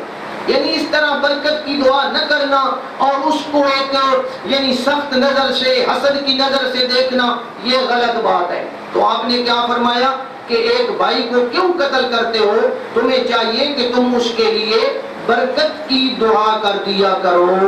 یہ کیا ہے جی؟ نظر بد کی علاج ہے کہ اس کے لیے برکت کی دعا کرو، بارک اللہ، ماشاءاللہ، اللہ برکت دے، اللہ تعالیٰ مجھے بھی اس قسم کی چیز دے، یعنی اس قسم کے تصورات ہونے چاہیے۔ اسی طرح حضرت ابو سعید خدری رضی اللہ تعالی عنہ روایت فرماتے ہیں کہ پیغمبر علیہ السلام نظر بد کے علاج کے لیے معوذتین یعنی قرآن کی آخری 2 سورتیں پڑھ کر دم کیا کرتے تھے۔ یعنی نظر بد کا علاج نبی پاک صلی اللہ علیہ وسلم بھی کرتے تھے، اور وہ کس طرح کرتے تھے؟ آخری 2 سورتیں، سورت فلق اور سورت ناس پڑھ کر پیغمبر علیہ السلام یہ علاج کیا کرتے تھے۔ ایک اور حدیث میں ہے، یہ ترمذی شریف کی حدیث ہے، جامع ترمذی صفحہ نمبر ہے 625، کہ نبی پاک صلی اللہ علیہ وسلم اپنے دونوں نواسوں کو، سیدنا حضرت حسن اور سیدنا حضرت حسین سب کے رضی اللہ تعالی عنہما، یہ بڑے قیمتی نواسے ہیں پیغمبر علیہ السلام کے، اور آپ نے ارشاد فرمایا اللہم انی احبہما، یا اللہ میں ان دونوں سے محبت کرتا ہوں، فاحبہما، یا اللہ تو بھی ان دونوں سے محبت کر، فاحب من یحبہما، یا اللہ جو ان دونوں سے محبت کرے تو اس سے بھی محبت کر۔ تو ہماری محبت کا یہ محور ہے حضرت حسن اور حضرت حسین رضی اللہ تعالی عنہما، ان کو پیغمبر علیہ السلام دم کیا کرتے تھے، اور وہ کون سا دم تھا؟ اعوذ بکلمات اللہ التامات من شر کل شیطان وہامت وعین اللامت تحسنت بحسن الف الف لا حول ولا قوت الا باللہ العلی العظیم۔ مختلف الفاظ ہیں اس دم کے، میں نے جو جامع معنی پیش کر دیا ہے وہ یہ دم ہے، اور نبی پاک ان کو دم کیا کرتے تھے، اور پھر فرمایا کرتے تھے ہاکذا کان ابونا ابراہیم یعوذ بہا اسماعیل و اسحاق، کہ اسی طرح ہمارے ابا حضرت ابراہیم علیہ السلام اپنے دونوں بیٹوں اسماعیل علیہ السلام کو اور اسحاق علیہ السلام کو دم کیا کرتے تھے۔ یعنی نبی پاک دم بھی کرتے تھے اور فرماتے تھے کہ یہ دم جو میں کر رہا ہوں نا، یہ دم حضرت ابراہیم اپنے بیٹوں کو کرتے تھے۔ تو یہ بہت بڑا دم ہے۔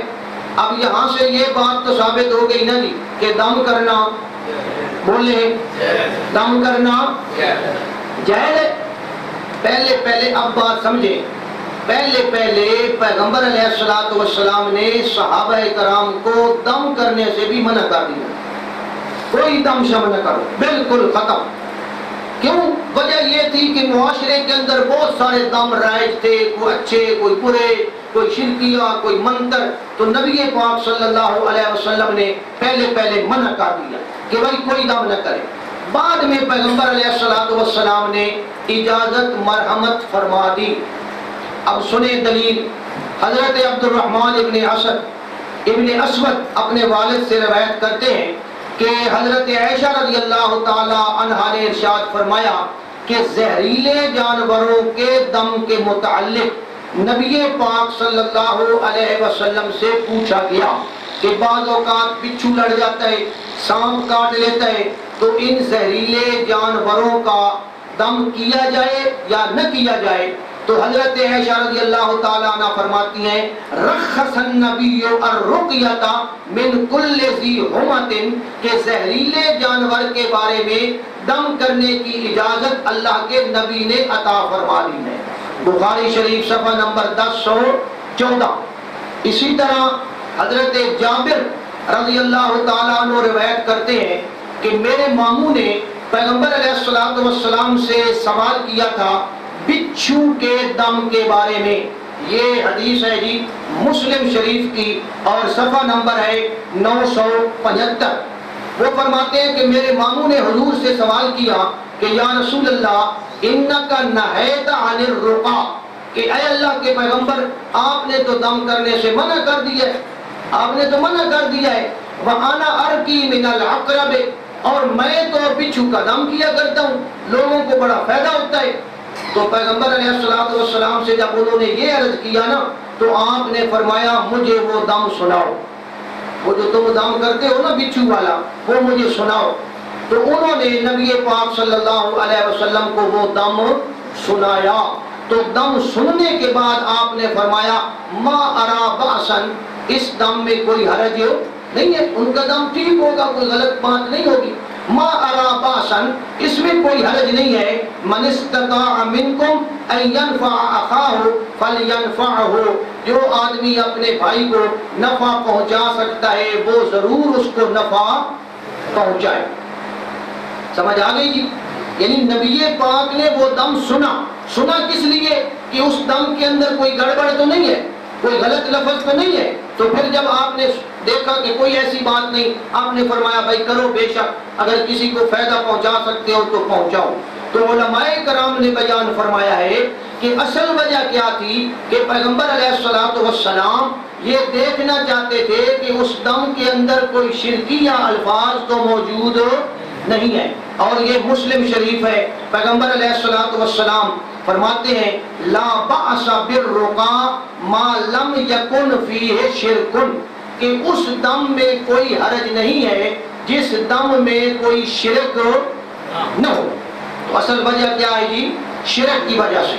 لہذا اب میں بات کرنے لگا ہوں، یہ جو ہمارے علاقے میں مشہور ہے وہ جی دم کرنا جائز ہے، دم کرنا ٹھیک ہے جی، دم ہر دم کرنا جائز۔ توجہ کریں، میں دم کے اوپر بھی ضرب لگا رہا ہوں، ہر دم کرنا جائز نہیں ہے۔ اگر دم کے اندر کوئی شرکی الفاظ ہیں تو وہ دم کرنا بھی شرک ہے۔ توجہ ہے جی؟ شرکی الفاظ ہیں، کفریہ الفاظ ہیں، دم کے اندر غیر اللہ کی پکار ہے، حضرت جبریل کی پکار ہے، حضرت علی کی پکار ہے، فرشتوں کی پکار ہے، غیر اللہ کی پکار ہے، وہ دم کرنا بھی کیا ہے جی؟ شرک ہے اور کفر ہے، اس سے بچنا چاہیے۔ بات سمجھ آ گئی ہے جی؟ یہ جو ہم نے بنایا ہوا جی دم ٹھیک ہے جی کیتی آؤ، نہ ایسی بات نہیں ہے، دم کا بھی کوئی تفصیل ہے اور اس کے اندر کچھ تحقیق ہے۔ اسی طرح اب بات آ گئی تعویذ کی، باتیں تو ساری کرنی ہے انشاءاللہ۔ تعویذ، عربی زبان میں تعویذ کا معنی کچھ اور ہوتا ہے۔ ہماری جو اردو زبان ہے نا، ہمارا معاشرہ، اس میں اگر کوئی چیز کسی کو لکھ کر دی جائے، کیا کیا جائے جی؟ کوئی چیز کسی کو لکھ کر دی جائے اور اس کو وہ گلے میں ڈالے یا اپنے پاس رکھے تو اس کو ہم کیا کہتے ہیں کہ یہ کیا ہے جی؟ تعویذ ہے۔ اچھا جی، بعض علماء کہتے ہیں کہ تعویذ لکھنا یہ شرک ہے، تعویذ لکھنے والا بھی اور لکھوانے والا بھی دونوں شرک کرتے ہیں۔ تو علماء کرام جو محقق ہیں انہوں نے بیان فرمایا کہ جس دعا کو پڑھنا جائز ہے، توجہ فرمائیں، وہ علماء فرماتے ہیں کہ جب ایک دعا پڑھنا جائز ہے تو لکھنا شرک کیسے بن سکتا ہے؟ پڑھنا جائز ہے، شرک تو ایک عقیدے کی خرابی کا نام ہے۔ جس دعا کو پڑھنا جائز ہے اس دعا کو لکھنا شرک کیسے بن سکتا ہے؟ تو اور وہ علماء جو اس چیز کے قائل ہیں کہ جی لکھ کر دینا جائز ہے، ان کے پاس ایک دلیل ہے، اور وہ دلیل ہے جی ترمذی شریف کی۔ وہ فرماتے ہیں کہ حضرت عبداللہ ابن عمر، سب کے رضی اللہ تعالی عنہ، حضرت عبداللہ ابن عمر کیا کرتے تھے؟ اپنے بڑے بچوں کو یہ دعا یاد کراتے تھے۔ کون سی دعا ہے جی؟ اعوذ بکلمات اللہ التامات من غضبہ وعقابہ وشر عبادہ ومن ہمزات الشیاطین وان یحضرون۔ حضرت عبداللہ ابن عمر کیا کرتے تھے؟ یہ دعا بڑے بچوں کو یاد کراتے تھے۔ ومن لم یبلغ منہم، اور جو ان بچوں میں سے بڑا نہیں ہوتا تھا، چھوٹا ہوتا تھا، کتبہا فی سکن، اس کے لیے وہ ایک چمڑے پہ کاغذ پہ لکھ کر اس کو دیتے تھے اور اس کے گلے میں ڈال دیتے تھے۔ ترمذی شریف صفحہ نمبر 1045۔ لیکن اس کے باوجود میں پھر یہ کہوں گا کہ اصل چیز پڑھنا ہے۔ اصل چیز کیا ہے جی؟ پڑھنا۔ وہ خود پڑھے، کیونکہ حضرت ابن عمر جو تھے نا رضی اللہ تعالیٰ عنہ، بڑے بچوں کو کیا کرتے تھے؟ یاد کراتے تھے کہ یہ پڑھا کرو۔ تو وہ جو چھوٹے تھے ان کو آپ نے لکھ کر دے دیا، ان کے گلے میں ڈال دیا۔ اصل بات کیا ہے جی؟ پڑھنا۔ تو ہمیں کوشش یہ کرنی چاہیے کہ ہم یہ وظائف اور یہ چیزیں پڑھنے پہ توجہ دیں۔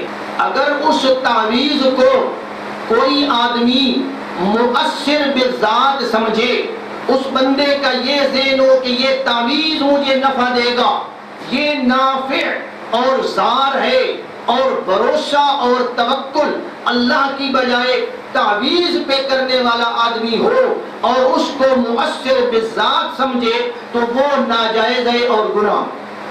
بات سمجھ آ گئی ہے؟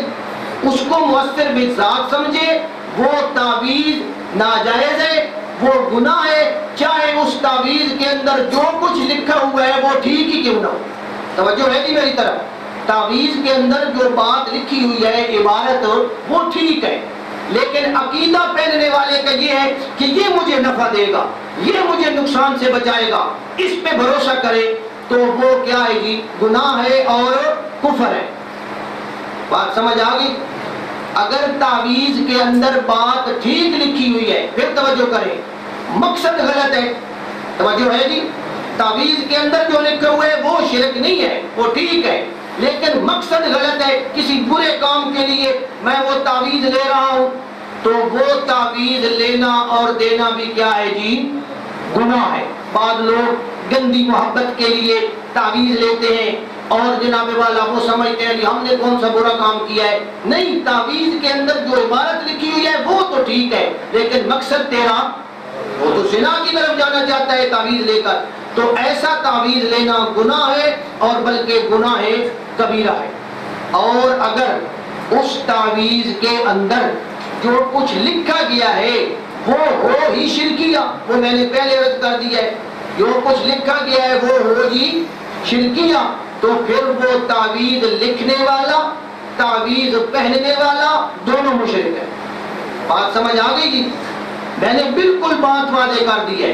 تعویذ کے اندر عبارت ٹھیک ہے، مقصد غلط ہے، تعویذ لینا دینا گناہ ہے، گناہ کبیرہ ہے۔ تعویذ کے اندر عبارت ٹھیک نہیں ہے، شرکیہ عبارت ہے، وہ تعویذ لینا دینا شرک ہے اور کفر ہے۔ میں آپ کے سامنے پھر عرض کرتا ہوں، میں نے دم کے لیے اور تعویذ کے لیے 3 شرطیں عرض کی ہیں۔ کتنی شرطیں جی؟ پھر بولے کتنی شرطیں؟ پہلی شرط یہ ہے کہ دم اور تعویذ کو مؤثر بالذات نہ سمجھے۔ مؤثر بذات کون سی ذات ہے؟ اللہ، یعنی اس کو اللہ کی جگہ نہ دے، اس کو مؤثر بذات نہ سمجھے، ایک شرط ہے۔ دوسری شرط یہ ہے مقصد جائز ہو اور نیت درست ہو، مقصد جائز ہو اور نیت درست ہو۔ تیسری شرط یہ ہے عبارت شرکیہ یا غیر مفہوم نہ ہو۔ بعض اوقات ہمیں پتہ ہی نہیں چلتا کہ یہ تعویذ کے اندر جو عبارت لکھی جا رہی ہے یہ شرکیہ ہے یا کفری ہے، ایسے اوٹ پٹانگ قسم کے لفظ ہوتے ہیں جن کا معنی بھی ہمیں نہیں پتا، تو کیا خیال ہے وہ تعویذ لکھ لینے چاہیے یا ان سے ڈرنا چاہیے؟ وہ تو غیر مفہوم ہے، اس سے ڈرنا چاہیے۔ اچھا جی، اگلی بات، دم اور تعویذ کی اجرت لینا، باتیں تو ساری کرنی ہے انشاءاللہ۔ دم اور تعویذ کی اجرت لینا کیا یہ جائز ہے یا ناجائز ہے؟ تو اس کے بارے میں گزارش یہ ہے احادیث کی روشنی میں کہ یہ ایک قسم کا علاج ہے، یہ ایک قسم کا علاج ہے، یہ ایک قسم کی طبابت ہے۔ علماء کرام فرماتے ہیں بہتر یہ ہے، میرے الفاظ پہ غور کریں، علماء کرام فرماتے ہیں بہتر یہ ہے کہ یہ فی سبیل اللہ کیا جائے، دم بھی اور تعویذ بھی فی سبیل اللہ دیا جائے، اللہ کے بندوں کو نفع پہنچایا جائے، کیونکہ اس پہ اس دم کرنے والے کی کوئی خاص لاگت نہیں آتی، تو وہ اللہ کی رضا کے لیے لوگوں کو نفع پہنچانے کے لیے اللہ تعالیٰ سے اجر کی توقع رکھتے ہوئے وہ یہ کام مفت کرے، تو علماء کرام فرماتے ہیں یہ بہت ہی بہتر ہے۔ لیکن اگر کوئی شخص، توجہ کرے، لیکن اگر کوئی شخص اس بات پہ ضد کرتا ہے، اس کی ضد ہے کہ نہیں جی میں تو معاوضہ لوں گا، میں تو اس کا معاوضہ لوں گا، تو شرعی طور پر میں اور آپ اس پر کوئی فتویٰ نہیں لگا سکتے۔ یہ بات میں نے حدیث کی روشنی میں کر دی ہے۔ بہتر یہ ہے پیسے نہ لے، بغیر معاوضے کے کرے، بڑا فائدہ ہوگا، اجر ہوگا، سب کچھ ہوگا۔ لیکن اگر وہ کہتا ہے نہیں جی میں تو معاوضہ لوں گا، تو پھر ہم اس پر شرعی طور پر کوئی فتویٰ نہیں لگا سکتے۔ آج کل آپ جانتے ہیں جعلی قسم کے اور بد عقیدہ قسم کے جو عامل ہیں ان کی بھرمار ہے، جو مختلف قسم کے دعوے کرتے ہیں، شعبدے دکھاتے ہیں، عوام کو دھوکہ دیتے ہیں۔ یہ میں آپ کو واضح طور پر بات کر رہا ہوں، یہ ہمارے ایمان کے بھی ڈاکو ہیں اور ہماری عزت کے بھی ڈاکو ہیں۔ میرے مال کے ڈاکو ہوتے نا پھر بھی خیر تھی، یہ ایمان کے ڈاکو ہیں، عزت کے ڈاکو ہیں، ان سے بچنا ضروری ہے، ان سے بچنا ضروری ہے۔ اچھا جی، آپ کو کیسے پتہ چلے گا کہ یہ حضرت صاحب جادوگر ہیں، اچھے عامل ہیں، برے ہیں؟ آپ کو کیسے پتہ چلے گا؟ وہ شکل شبہات تو اس نے بنائی ہوئی ہے مولویوں جیسی، تو اس کی پہچان کا کچھ اندازہ میں آپ کو بتا دیتا ہوں۔ جو عامل بد عقیدہ ہو، جو عامل بد عقیدہ ہو، شرک کرنے والا، بدعات کرنے والا، جو اس قسم کے عقیدے رکھنے والا ہو، گندا رہنے والا، نجس رہنے والا، مختلف قسم کے دعوے کرنے والا کہ یہ ہو جائے گا وہ ہو جائے گا، شعبدے دکھانے والا، کوئی شعبدہ دکھا دیا آپ کو، یہ لوگ عموماً کیا ہوتے ہیں؟ جادوگر ہوتے ہیں۔ یہ نہیں کہ ہر کوئی، میں یہ تھوڑی سی نشانی بیان کر رہا ہوں، جو شعبدے دکھائے، جو دعوے کرے گی محبوب آپ کے قدموں میں فلاں کام 24 گھنٹوں میں ہو جائے گا، یہ ہو جائے گا وہ ہو جائے گا، اور وہ شرک و بدعت کرنے والا، گندا رہنے والا، نجس رہنے والا، برے اخلاق والا، نیکیاں تقوی اس کا خیال نہ رکھنے والا، عموماً اس قسم کے لوگ کیا ہوتے ہیں؟ جادوگر ہوتے ہیں۔ ان سے بچنا چاہیے۔ اس بندے کے پاس جائیں، اگر آپ جانا چاہتے ہیں، ضرورت پڑے اس بندے کے پاس جائیں جس کا عقیدہ ٹھیک ہو، جو متقی ہو، نمازی ہو، طہارت اور پاکیزگی کا خیال رکھنے والا ہو۔ طہارت اور پاکیزگی کا بہت بڑا اثر ہے۔ جو جادوگر ہوتا ہے وہ نجاست کو پسند کرتا ہے، وہ گندا رہنے کو پسند کرتا ہے، وہ نماز نہیں پڑھتا، وہ وضو میں نہیں رہتا، وہ نہاتا نہیں ہے، وہ جناب اس قسم کی اس کی شکل ہوتی ہے منحوس قسم کی۔ اور جو اللہ کا اچھا بندہ ہوتا ہے وہ طہارت اور پاکیزگی کا خیال رکھنے والا۔ تو جو بھی طہارت اور پاکیزگی کا خیال رکھنے والا ہو اس کی طرف رجوع کریں۔ رجوع کرنے کے ساتھ ساتھ توکل اور بھروسہ کس کی ذات پہ رکھیں جی؟ اللہ کی ذات پہ۔ اللہ کے ساتھ اپنا تعلق مجھے آپ کو مضبوط رکھنا چاہیے۔ وآخر دعوانا ان الحمد للہ رب العالمین۔ سبحانک اللہم وبحمدک اشہد ان لا الہ الا انت استغفرک واتوب الیک۔ وصلی اللہ تعالی علی النبی علی خیر خلقہ محمد وعلی آلہ وصحبہ اجمعین۔ اللهم صل على محمد وعلى آل محمد كما صليت على إبراهيم وعلى آل إبراهيم إنك حميد مجيد۔ ربنا ظلمنا أنفسنا وإن لم تغفر لنا وترحمنا لنكونن من الخاسرين۔ ربنا آتنا في الدنيا حسنة وفي الآخرة حسنة وقنا عذاب النار وأدخلنا الجنة مع الأبرار يا عزيز يا غفار يا رب العالمين۔ وصلى الله تعالى على النبي على خير خلقه محمد وعلى آله وصحبه أجمعين برحمتك يا أرحم الراحمين۔